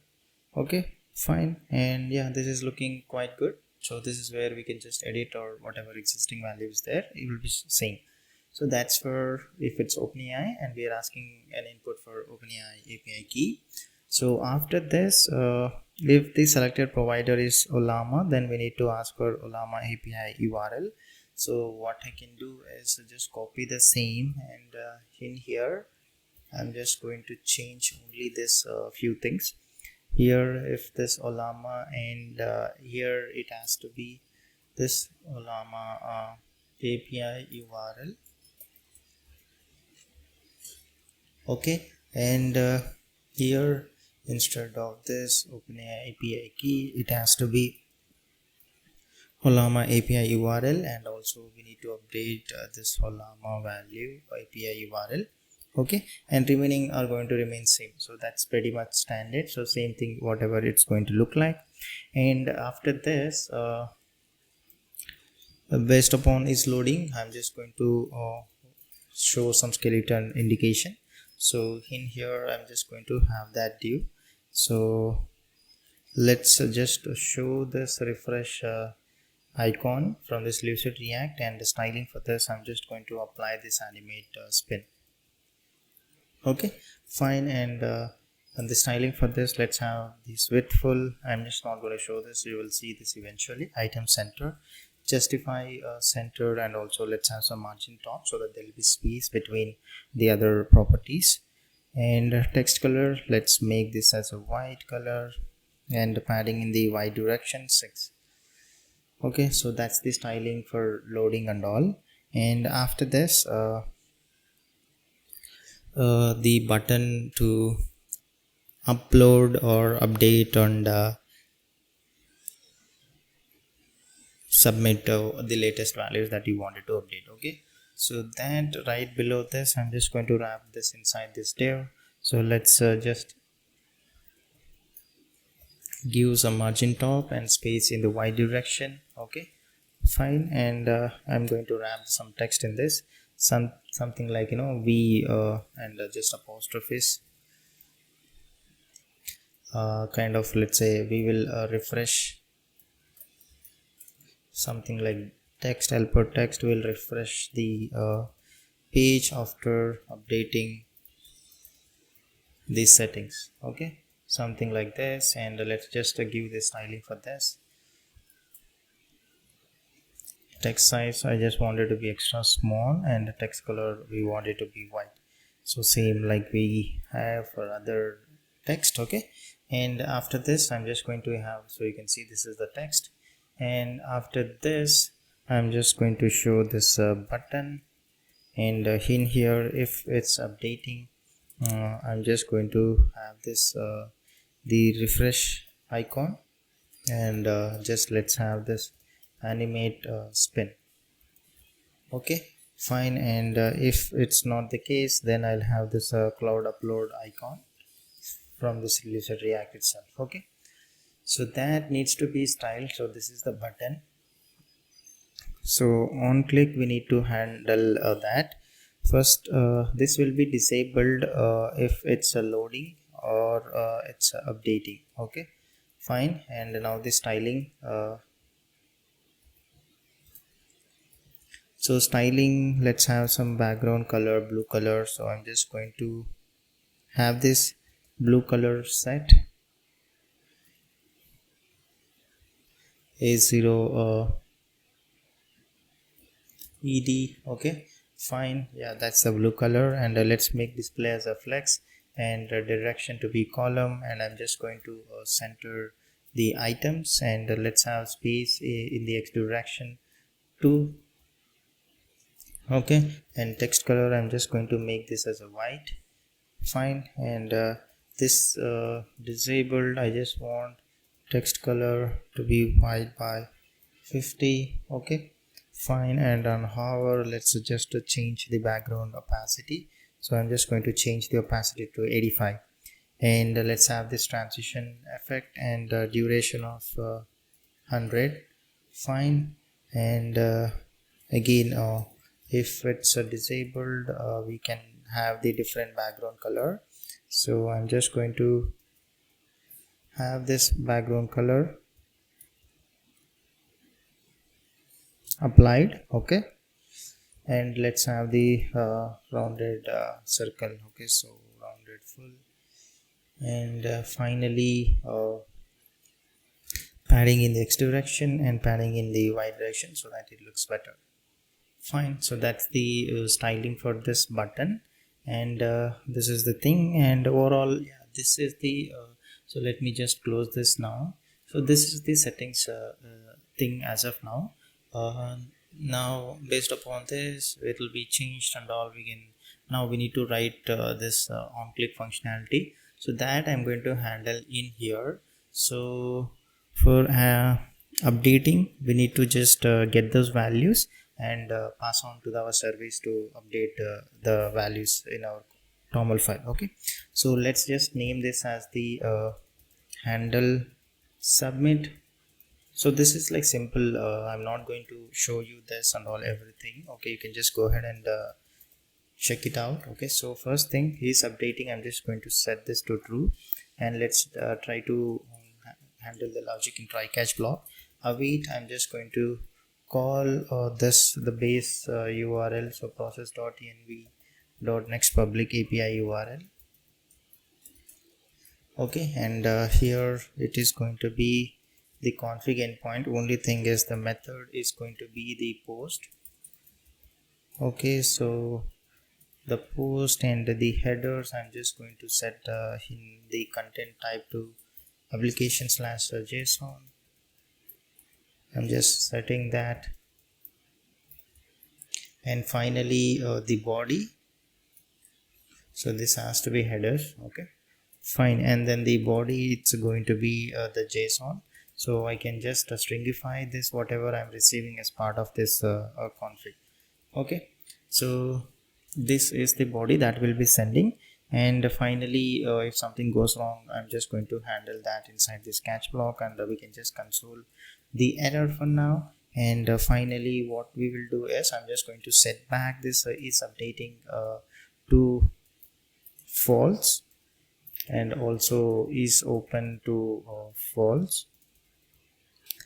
Then I'm just going to window.location dot reload. Okay, so this is going to help me to refresh the page. Okay, so this is the handle submit, and now we need to integrate for this button. So in here, this all I have to do is for on click, I'm just have to add in this handle submit function. Okay, so this is the thing. So if you just wanted, you can just test it out. So let me just try it out. And also for settings, okay, so here to provide the model. So what is the issue here? I'm still seeing some issue.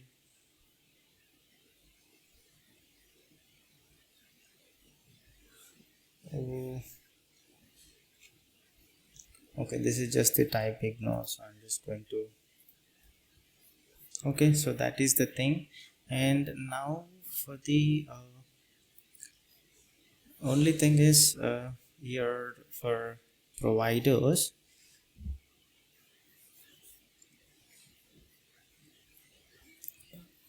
either we can okay, fine. So for now I just wanted to stick to this thing. You can just go ahead and add, but I've showcased you how to you add that and all. So I can just close this.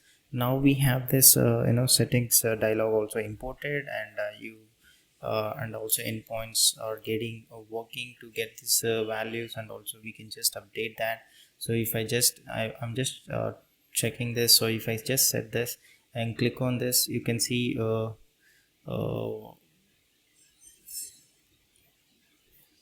let me check this again. Okay, there is an issue with this post endpoint. Let me check that. The services, okay, I just wanted to check what is there now in this.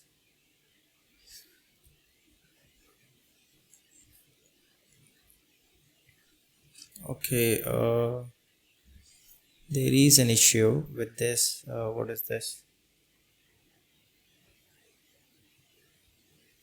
What is the issue?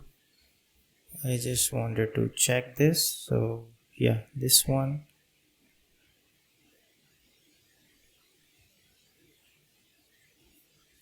Okay, strict origin curve and cross origin.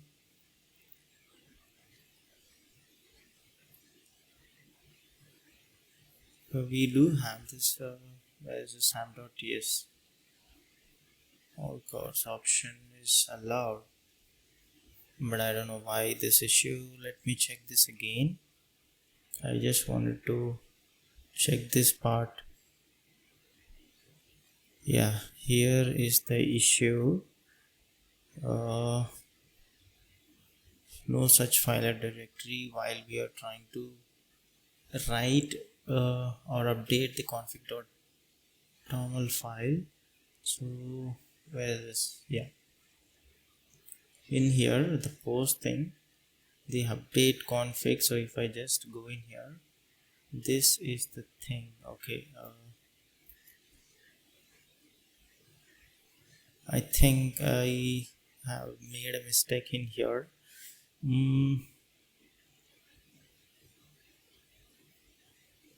Let me run this again.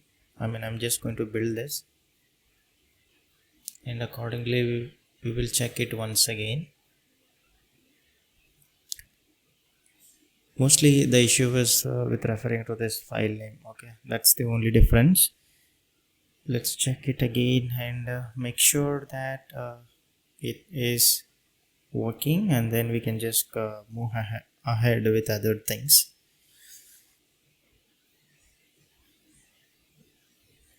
I'm just waiting for it to complete. Take some while. You already saw that.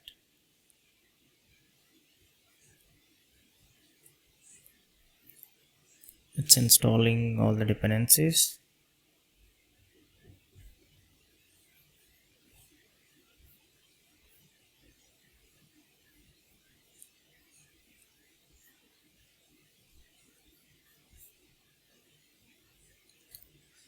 Hopefully it should work now. Okay, so let's try it again. Okay, so I'm just going to refresh this, and now let's try to get the okay, open this. Okay, now we have this. So I just wanted to try updating it to GPT-4 model, and let's upload. Yeah, I think it did work. Okay, so if I just open this again, yeah, you can see these are the values, and that will be reflected in this uh, yeah, in that file. So now you can see these are the values. So if I just change back to this and upload say this again, so this is the value. So this endpoint is working. Okay, so in this node modules, no, in the containers, I need to show you that. You can check that out. Okay, fine. So that is what I'm trying to show is this is running in the container, and once we run that, whatever the values here, this will be updated. Okay, fine. So now the settings dialog, settings for the providers is done. To just see the other values and all you need to do is configure these values as part of configured toml, and accordingly as of now we added for support for OpenAI on Olama, and eventually you can just add whatever you needed. Okay, so this is how we are supposed to add in local providers and other things. So next thing, so and also we need to be very cautious when we are trying to handle edge cases and all. So for example, if I just open in this source and config.ts, in here I just wanted to make sure that we avoid updating blank fields. Okay, so that how we can achieve is uh, here let's do one thing. Yeah, here if we are checking for only nested key, and we don't have this, additionally what we can do is I'm going to make an additional check that this config of key of this nested key is not equals to blank. Okay, so that we avoid taking a blank inputs and storing that in our file. Okay, same applies in here as well. So I can just add in the same config of key is not equals to this thing. Okay, fine. So that's just a small cautious check that we need to ensure. And also this settings dialog, let's this UI. Okay, so what I will do, just let me open this settings dialog component in this components folder. This, let me just minimize this, and even I can minimize this a bit. For this the providers, yeah, here what I can do is I'm just going to restrict the height to particular pixels so that it doesn't take more space as we keep on adding things. So in here maximum, and I'm just restricting to 200 pixel, and also overflow auto, and also padding in the right direction. Okay, yeah, you can see now it's okay, fine. So that's just a small improvement I just wanted to add in, so that if we have more models list I mean others thing that when we are going to add, we need to be cautious of not to exceed the length and all. Okay, and also what we can do is let's just set the size for this icons. Okay, so I just wanted to set this for 20, and also this let's say 20. Okay, fine. So those are like small changes for better UI enhancements. And also again it's left to us. As of now I don't have, I'm just showcasing that you can go ahead and add, but if you don't want, you can just go ahead and remove this. Again, depend upon how you feel and all. So that's the change. And also the padding, you can just keep it or your wish. So the next is I just wanted to let's say for example if you see if I'm just closing uh,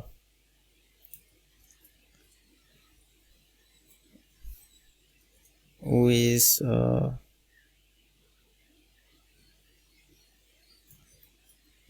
something. Okay, fine. So now we wanted to prevent message when loading. Okay, so that when we can, so what I'm trying to say is I doesn't want this to be when we are loading all those things. Okay, so you will understand this. For example uh, okay, so if I just say this and now I'm able to send this, so I doesn't want this to happen. Okay, so to avoid this, how do we handle is let's do one thing. I can do it in this way. All we have to do is pass on the loading to our message input, and depending upon that we need to disable or not. That's how we need to decide. So in our chart, so first let's go to this message input. Okay, in here I just need to receive the additional props, which is going to be this loading of type boolean. Okay, and I'm just going to restructure the scene, and to just avoid this error I'm just going to pass on this loading value. So here this loading, and now let's go back to this message input component, and in here this will not be submitted. I'm just going to check if loading is true. We are just going to return from here. We're not going to do any of this operations. Okay, and same thing applies. And also here I'm just going to have a check. If it's not loading, only then we'll be performing this, the button as well. So where is the button? Yep, here along with this, or I'm just going to set this loading. Okay, so that's the way of preventing. And also here also I'm just going to add in this loading. Okay, fine. And that's how we prevent. So if I just ask now one question, so let's say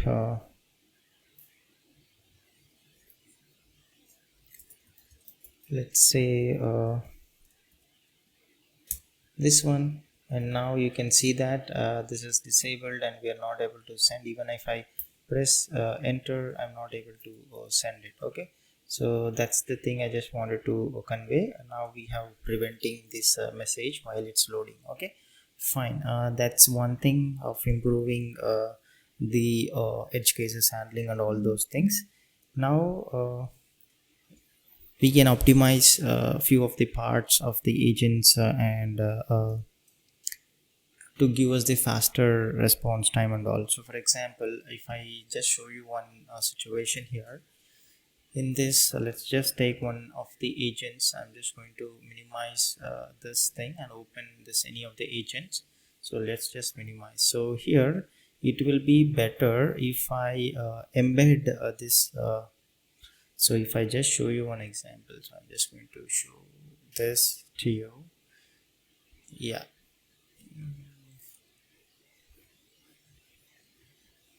where is this embedding part? Okay, so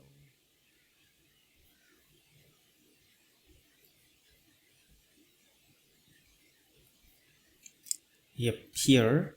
So if we wanted to have a better response time, if it will be better if we could embed the documents and query together, so that the time for retrieving the sources would be a little faster than it used to. So what we can do is here doc embeddings and query embedding, I can use this wrap this inside this promise call. So that is await promise dot all. Okay, and in here we can just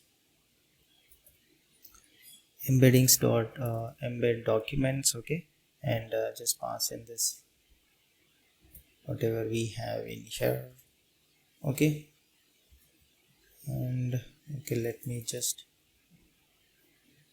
that's one thing. And let me, yeah, and then the embeddings dot embed a query and passing in this query. Okay, so now what I can do is I can just, what is the issue, and I need to restructure those. So the doc embeddings. Okay, and this query embedding, and I can just get rid of these two things, so that we are trying to embed this at the same time. Okay, so the same thing can be just applied to other agents. Okay, so if I just go to this Reddit search, all we can do is answering chain. So in here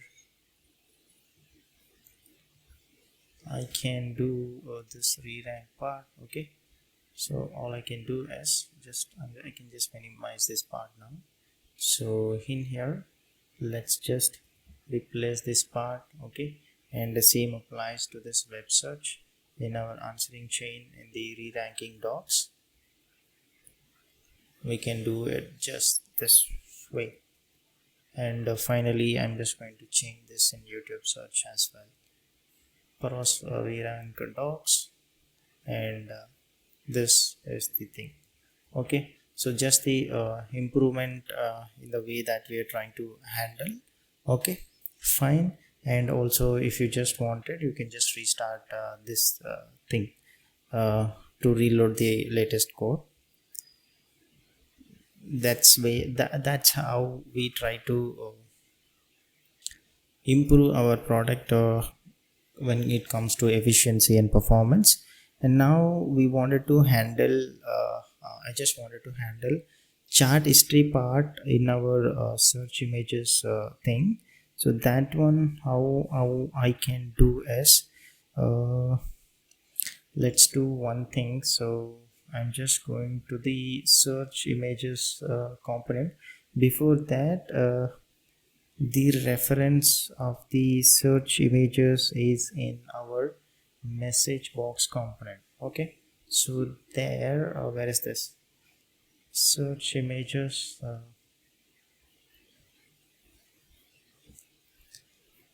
okay, so in here this is the place. So I wanted to handle chart history as well, so I'm going to add in the additional props in here, chart history, and I'm just going to pass in this history to the this component, and we'll pass on this as well while we are trying to search for the images based upon the history as well. So here I can just send this to that, and now we are receiving this error because we need to handle that.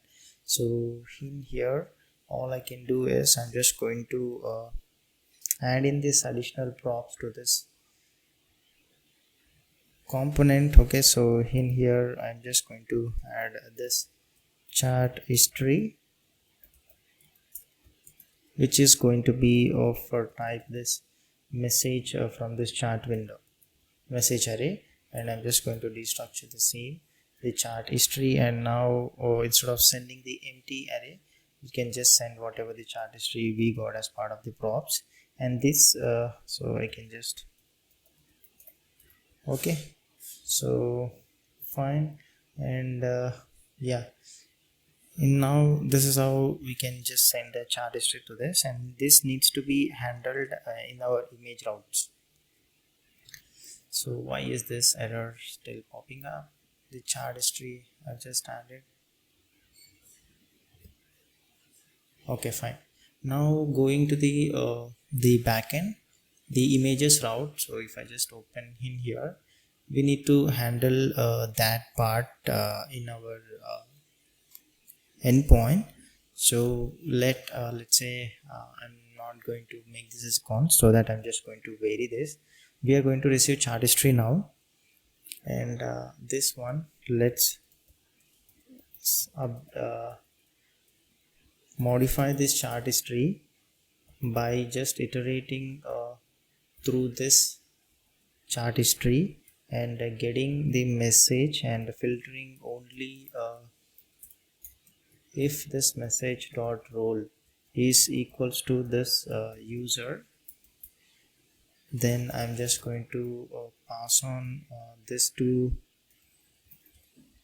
human message. Okay, so this needs to be imported as part of this langchain. So this is how I can do that. This human message from this langchain core messages. Okay, same thing I will change. We'll use this CA message as well, and for this I'm just going to pass on this content. Okay, and else if this message role is equals to assistant, I'm going to set return this as the AI message. Okay, so this is if type assistant, I'm just going to return this as the AI message, and all we need to pass in this the content. Okay, this is how we are going to handle this chart history, and accordingly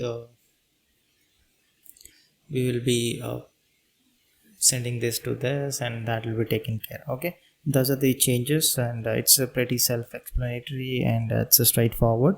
So I just showcased you know how you can handle the chart history even while searching for the images for the particular query and all. Okay, and also if we want for padding properly the navbar and everything, we can just tweak that. So for example, if I wanted to go in here to the navbar and to the main div, so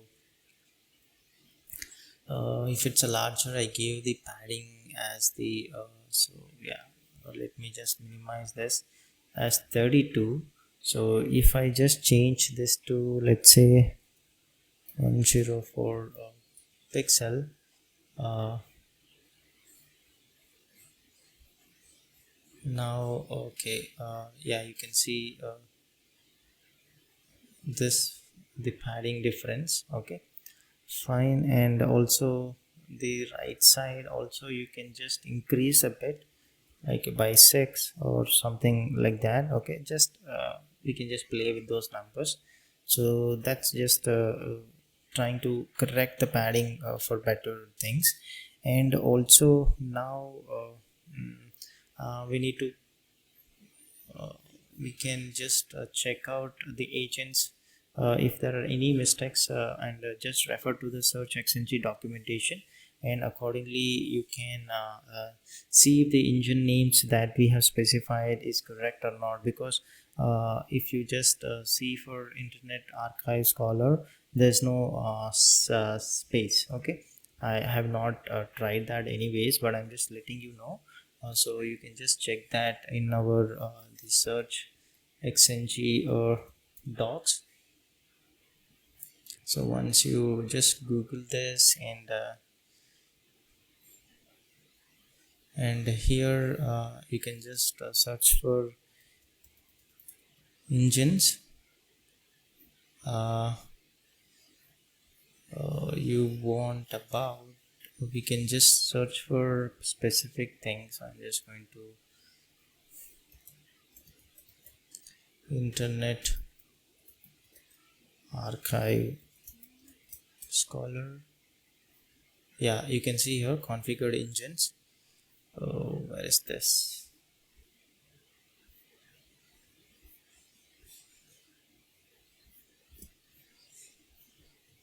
Hmm.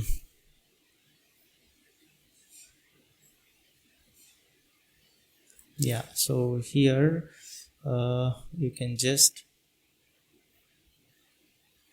check for the engines that it actually provides, and better was this the list rather than this configured.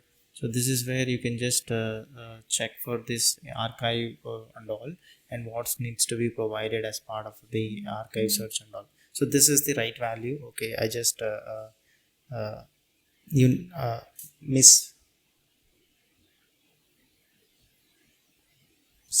with the spaces. Okay, and also in our image search. Okay, so if you just go to this and image search chain, and this also, this is supposed to be without underscores. Okay, fine. So just the correction, so you can just see here the Bing images. So you wanted to search for this. So if I just check in here this Bing images,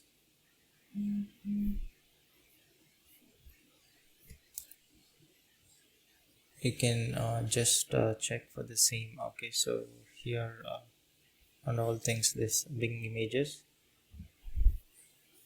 this is a thing. Okay, so you need to just through this documentation, and you will be able to figure out. So those are the, like, small corrections and all, and you can just drop unwanted things in the searching xng settings YAML file and all those things, and you can figure out. Now let's dockerize the front end part also, like we did dockerize the backend along with the search service.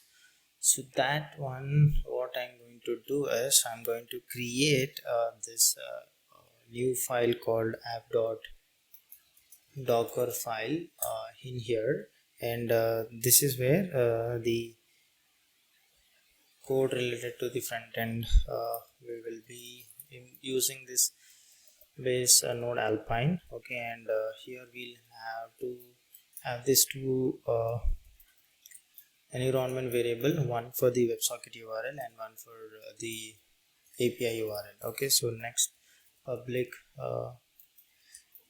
API URL. Okay, and here I'm just going to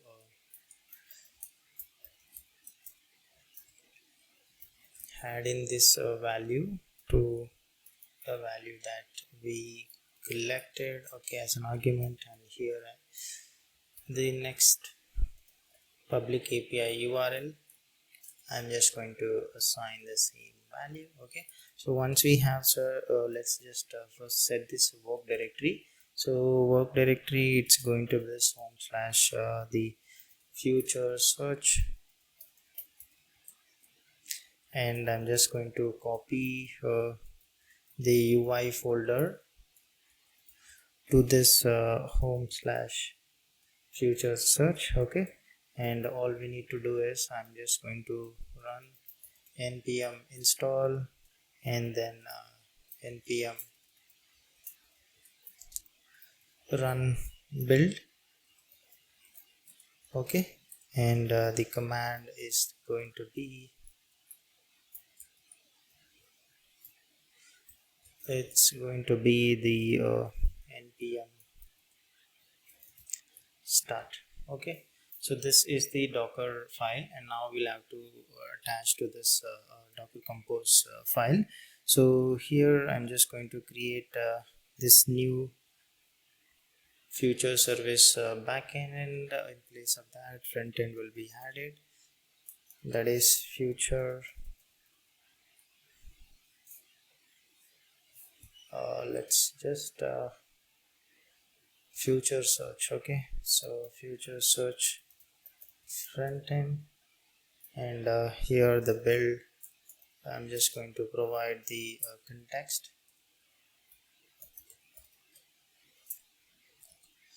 and here this docker file, it's going to be this app.docker file, and then the args argument, we need to provide this next public WebSocket URL, so which is going to be WebSocket protocol and base URL. Okay, and 3001 port number. Okay, same applies for this API URL, so I'm just going to add in this API URL. Okay, so API. Okay, so these are the arguments needed for our application, and then I'm just going to specify in here, it depends upon this future. I can just change the name to future search. Okay, so future search backend. Okay, and this expose, I'm just going to expose in here 3000 port, and the ports we need to map here. I'm just going to map in here this 3000 to 3000. Okay, and finally this networks, I'm just going to mention in here this future search. Okay, so now the docker file is done. So what I can do is I'm just going to stop this, and let me stop in here so that you will see. So if I just refresh, you will not see anything. Okay, so in here I'm just going to build this again, and now we will have the three services, one for front end, one for back end, and one for the search service. Okay, so here let's just wait, it will take a while to build. Okay, so if this is working, then it will be like our whole application is dockerized. Okay, so that's the thing I just wanted to cover first. Okay, let's just see that in action.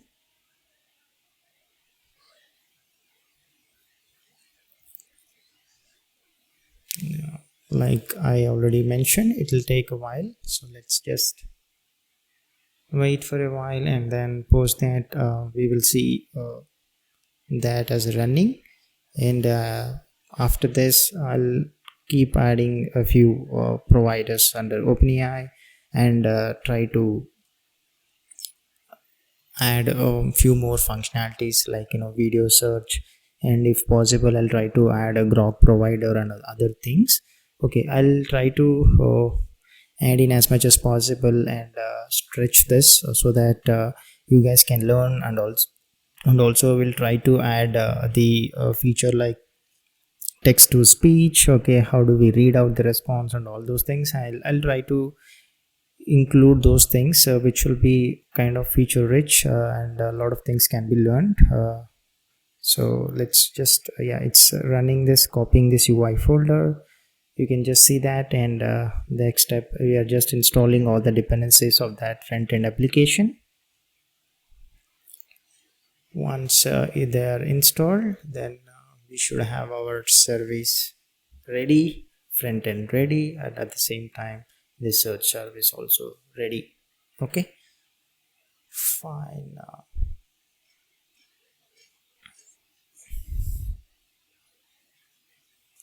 Meanwhile, as I said, I'll add one more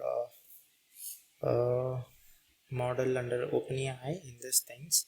So what I will do, I'll just open this library providers.ts, and here like we added 3.5 turbo and GPT-4, and also here I'm going to add in this GPT-4 turbo thing. I can just do it this way, GPT-4 turbo. Okay, so in here this chat OpenAI, so it's pretty similar to other things. Okay, just the name and just the name is going to change in the model name, GPT-4 turbo. Okay, so I just misspelled this. And temperature, it's going to be the same value like we did provide. Okay, so I just added this. It will take some time, so you can see it's still loading. Now once we use this OpenAI, we will see instead of just two options, GPT 3.5 turbo, GPT-4, we will see this GPT-4 turbo as well. Okay, and you can, since we are going to build we are building a kind of big application, so it's always better and highly recommended to go and add any logger services, so that you can see where something is going wrong, and you can just have a figure out the right place to look for if something is going wrong. I'm not going to add those logs for this application, because I've clearly added logs. And how do you do that in our organized simple and other applications? It's pretty standard. You can just go and figure it out. Like in use for example, you can use Winston to just log all the places wherever you feel it's important to have a log set. Okay, so that's one thing you can just go ahead. And also you can just focus on improving some UI experiences. For example, let's say I wanted to add in a button animations for our search images section. So here if I just open this components, the search images, so if I show you this, uh, let me minimize this part. Okay, yeah, so this one, so here we can just have this instead of cursor pointer, we can add in this cursor zoom in, and also on hover we can add in some scale effect, like I can say something like 1.02. so you can just play with these values and all. So like this, I'm just going to add for the below things as well, so you can just replace those things. Okay, and even if images is for this button as well, you can just add in the same. For this, I'm just going to add in this hover scale effect. So let's okay, you can, yeah, you can just play with that. I'm just showcasing one example of yeah, now this Docker is anyway, it's done building. So I mean installing, it's building. Post that I can just, so I'm just showcasing this is kind of this can be done and all. So it is compiled and it's building. So yeah, let's wait for a while, and we can just, yeah, it's exporting the image, and now we have all the three services ready.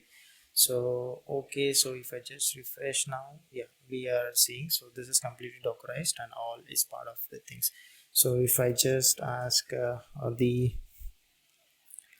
question again, once again,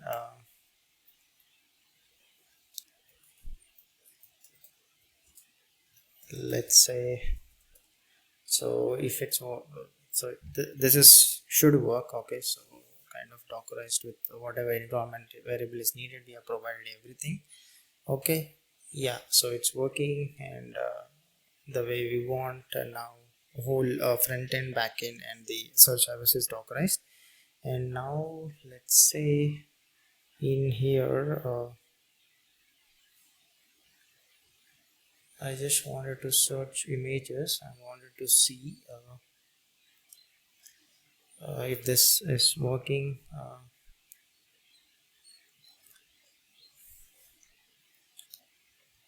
Okay, images are loading. Okay, fine. And for smaller things, uh,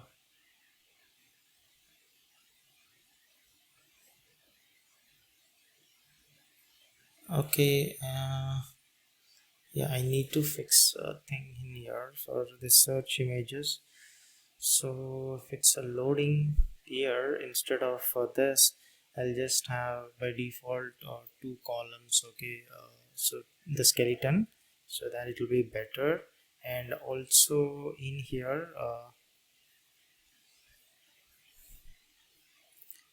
for viewing, it has to be not this thing, so this is not correct. So this is going to be images dot length minus 3. Okay, so those are the remaining images that we need to show. So that's just a small fix. So this is the okay, fine, the small fix in the search images part. And now we will try to add the video search. Okay, so if you remember, it was just a placeholder for this, so I will try to add an agent for that. So I'm just going to create in here this new file for this video. So I'm just going to name this as a video search agent .ts. Okay, and in here it's going to be the same like we did create for other things. First we need to prepare a prompt. So for that I just have to create in this video search chain prompt. Okay, so in here I'm just going to add in the search chain prompt, so basic standard like we used to have. So I'm just going to directly refer here. You can just refer the code base I'm just going to share with you guys. Okay, so the standard which we saw already, you will be given a conversation below and follow-up question. You need to refresh the follow-up question. So it's a standalone question that can be used by LLM to search YouTube for videos.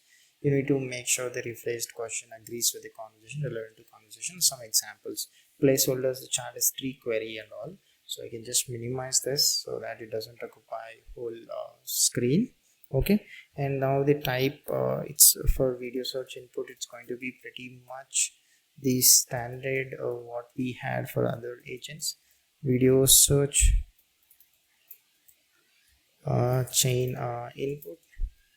Okay, fine. And here this chart history, this is going to be a base message. Okay, so I'm going to do one thing. So whatever the imports we have for this, I'm just going to copy for this, and we can later remove whichever we are not using. Okay, so the base message array type. Okay, and then the query.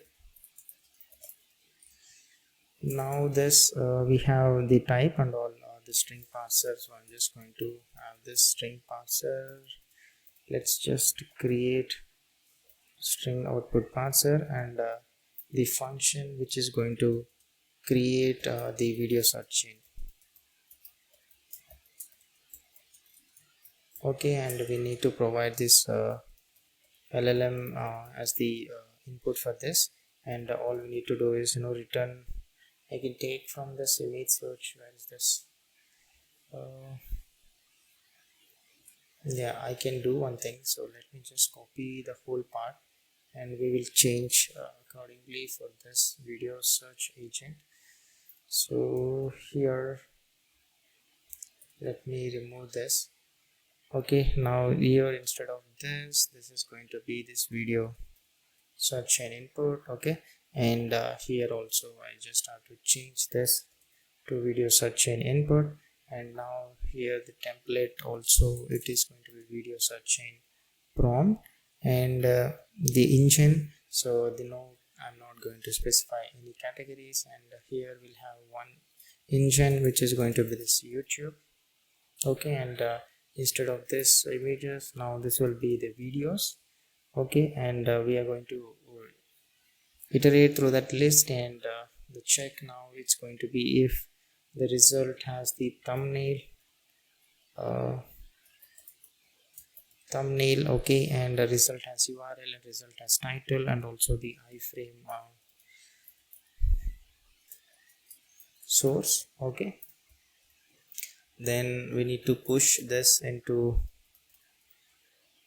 okay, what is the result, okay, where is this,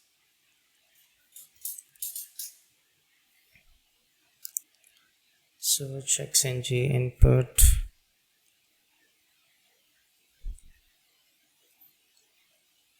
okay, fine.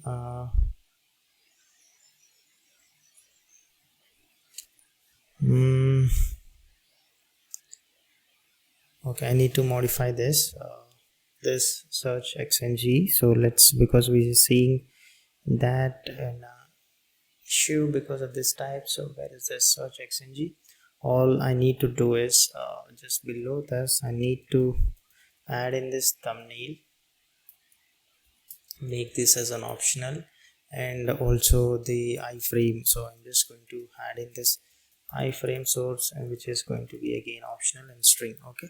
So now let's just go back to this agent and we shouldn't see, did I again misspell, yes, thumbnail, okay, fine. And here we are just going to push into this videos, and what we need is the image source, okay. It's going to be now this thumbnail and URL, a title, and then iframe. So I'm just going to attach this iframe source, okay. So instead of this is going to be now this video slice, fine. And finally we need to create this handle video search function, which we can export and use it on our other agents place, okay. So here input, it's going to be video search chain input, and LLM, the base chat model, okay. And here this is going to be this video search chain, so I'm just going to get this by passing in this LLM to this above function, and all we are going to do is we are going to call this invoke by passing in this input, okay. And finally I'm just going to export this function, so which is this handle video search. So this is the video search agent. Now we have this in place, so I'm just going to create a new router for videos, like we did for the images. So in here let me just create a new file for videos, so videos.ts, and this is going to be pretty much, let's do one thing, whatever I have in here I'm just going to copy paste in here, okay. And now this one request, and we are going to have query chat history, and this is going to be pretty much the same, and the models and the other things, okay. And if there is no LLM, okay, now only thing is instead of this images, I'm going to get this videos, and I need to pass this handle video search in place of images search, and here need to pass this videos, okay. So fine, and whichever you're not using we can just get rid of them, you can just clean this thing, okay, fine. So now we have this video file, and in this index file I just need to import this video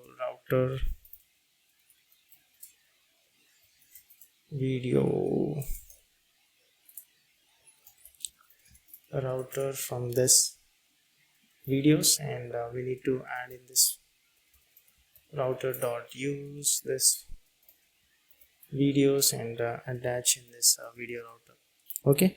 So that's the inclusion of this videos route.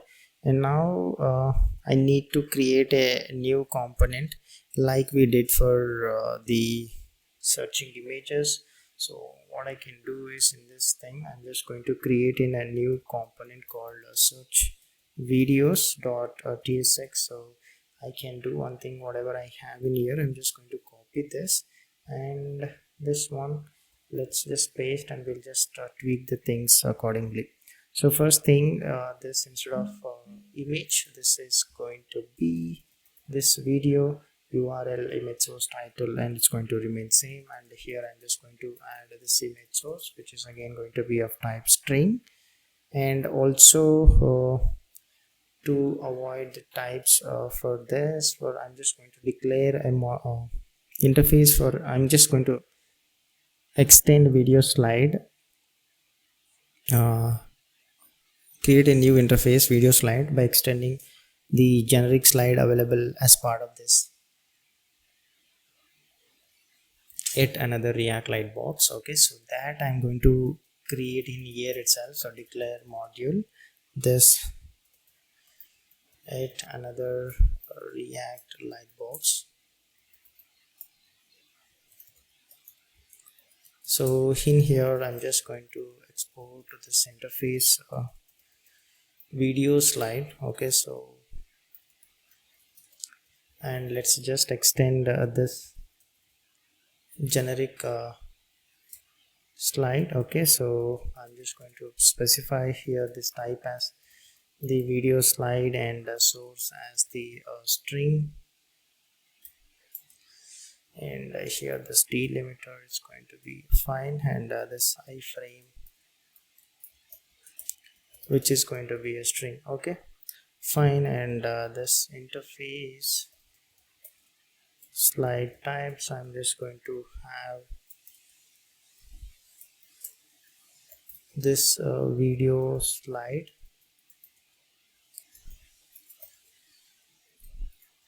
Fine, so this is just the type declaration.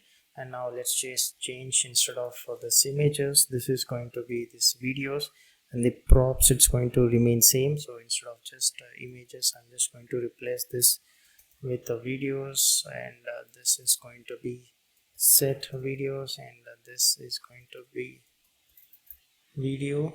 Okay, so that's the thing. Loading, open slides, and everything is going to remain same.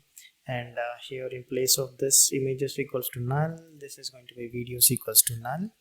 And here in place of calling to images, we will be calling to the videos, and others are going to remain same. We are just going to collect that, and in place of now the images, this is going to be videos. And here as well I'm just going to set this videos, and this also, let me just change the text to videos, and here as well to videos. And for the setting slides, so let's just iterate using this videos, and I'm just going to get this each individual video, and here we are going to source, it's going to be this return video dot image source, and this type, it's going to be the video slide, and the iframe source, this is going to be this video dot iframe source. Okay, so this is what we'll be setting into the slides, and then we'll set back the loading to false, and others, instead of this images icon, this is going to be this video icon, and this the text, it's going to say search videos, and this is going to remain same. The skeleton, it's going to be the same.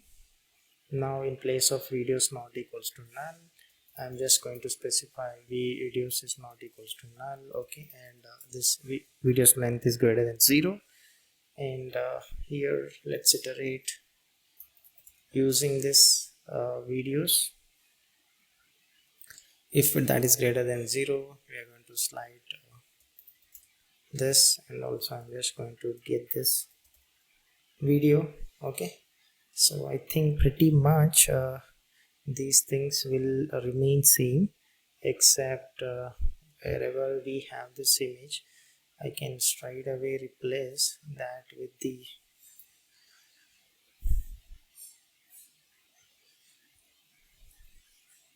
so wherever we have this, I'm just going to replace this with the videos. Okay, fine, and that should be the thing. And also, yeah, the sliding, the length wait, fine. And this light box, and here in place of this images, this needs to be the videos. Okay, and now this light box slides, this render custom render needs to be added. Okay, so in here for this slide, I am first going to get this slide object. Okay, and here this slide dot type is equals to this video slide, then we will have this showcased. Okay, so here let's wrap everything inside this div, give the height and width as full. Okay, and make this display as a flex, and a direction to be a row, and I'm just going to center this items, justify, let's say just center. Okay, and this iframe I'm just going to add in this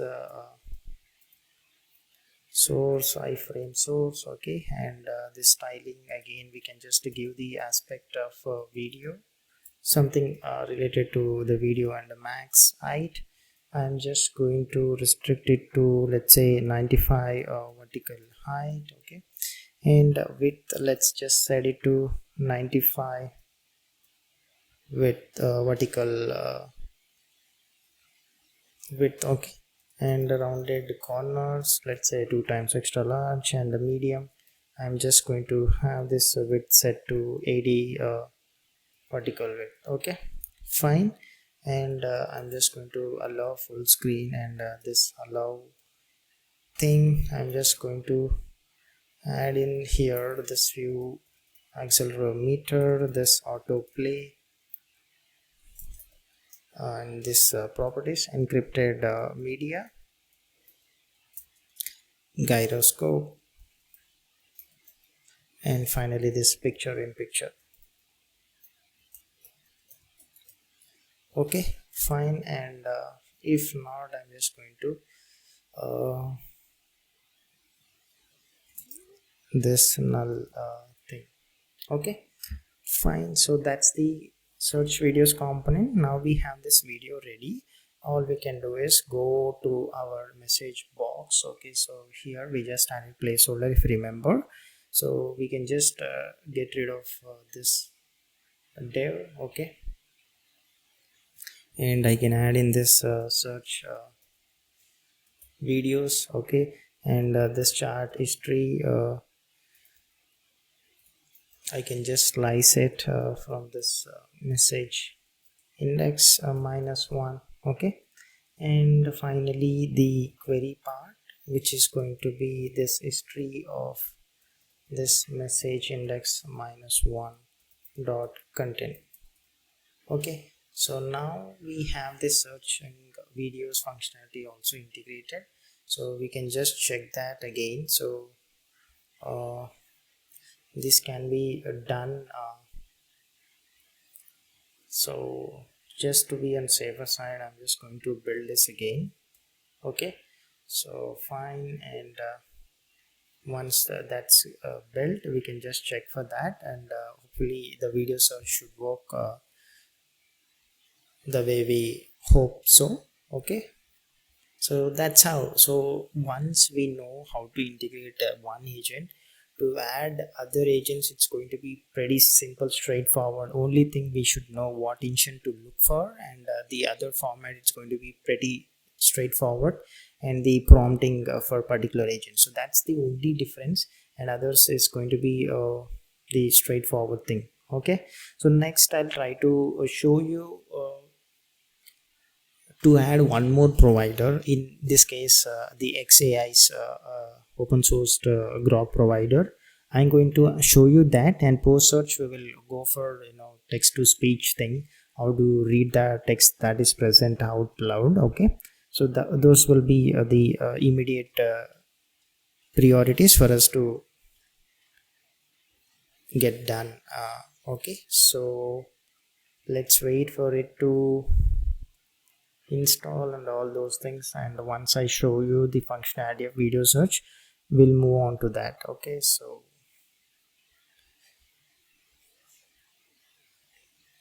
it's just exporting the images, so we're almost done.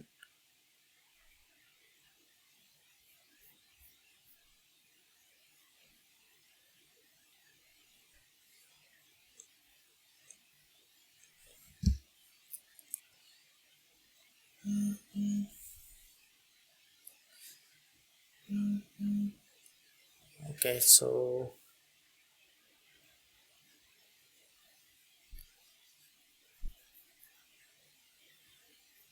it's copying this UI folder to the location that we specified, the work directory, and now installing the dependencies, so it will take a while.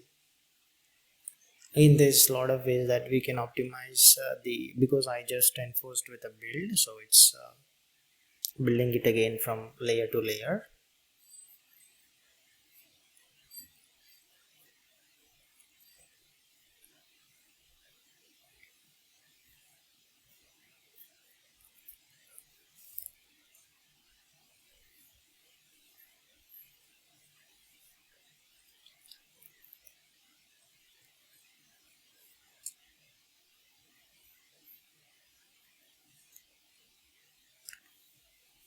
So it will take ideally a minute or so, and then it will be done.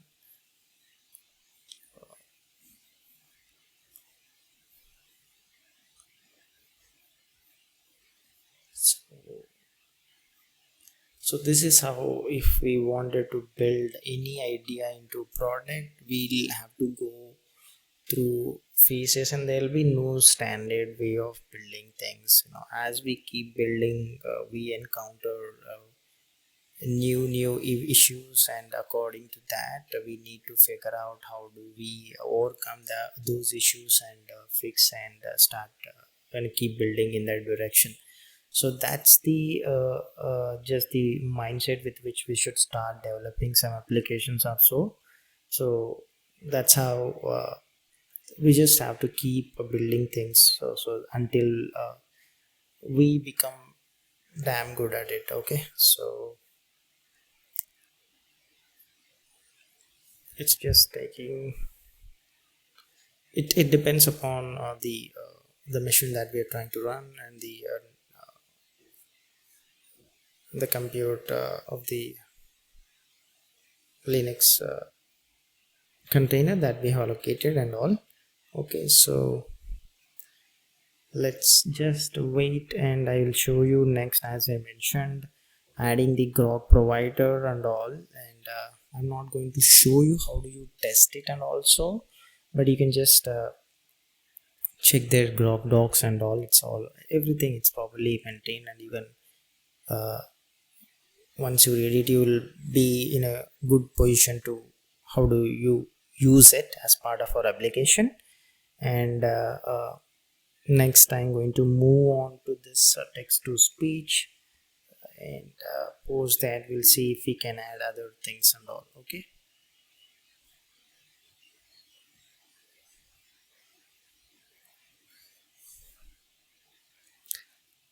so since we are not persisting any user selection and all those things for configuration, the better place to think of would be local storage, if he's refreshing or whatever it is and all those things. So better if we store values in local storage. I'll try if I can show you that also. Okay, fine. So it's a building, and let's just wait for us to search the videos about test the video search.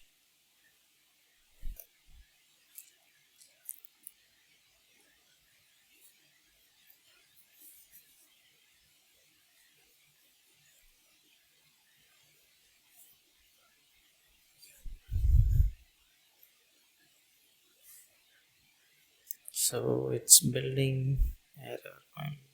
Okay,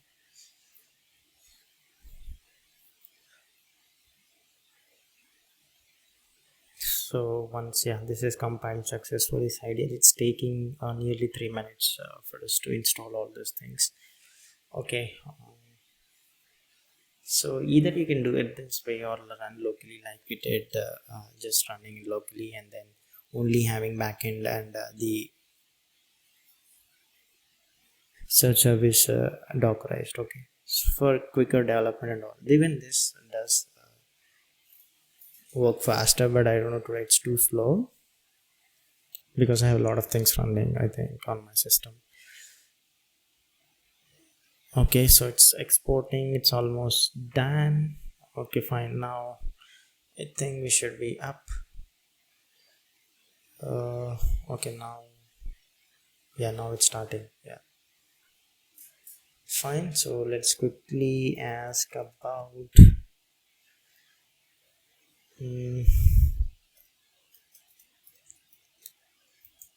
Enrich Karpati.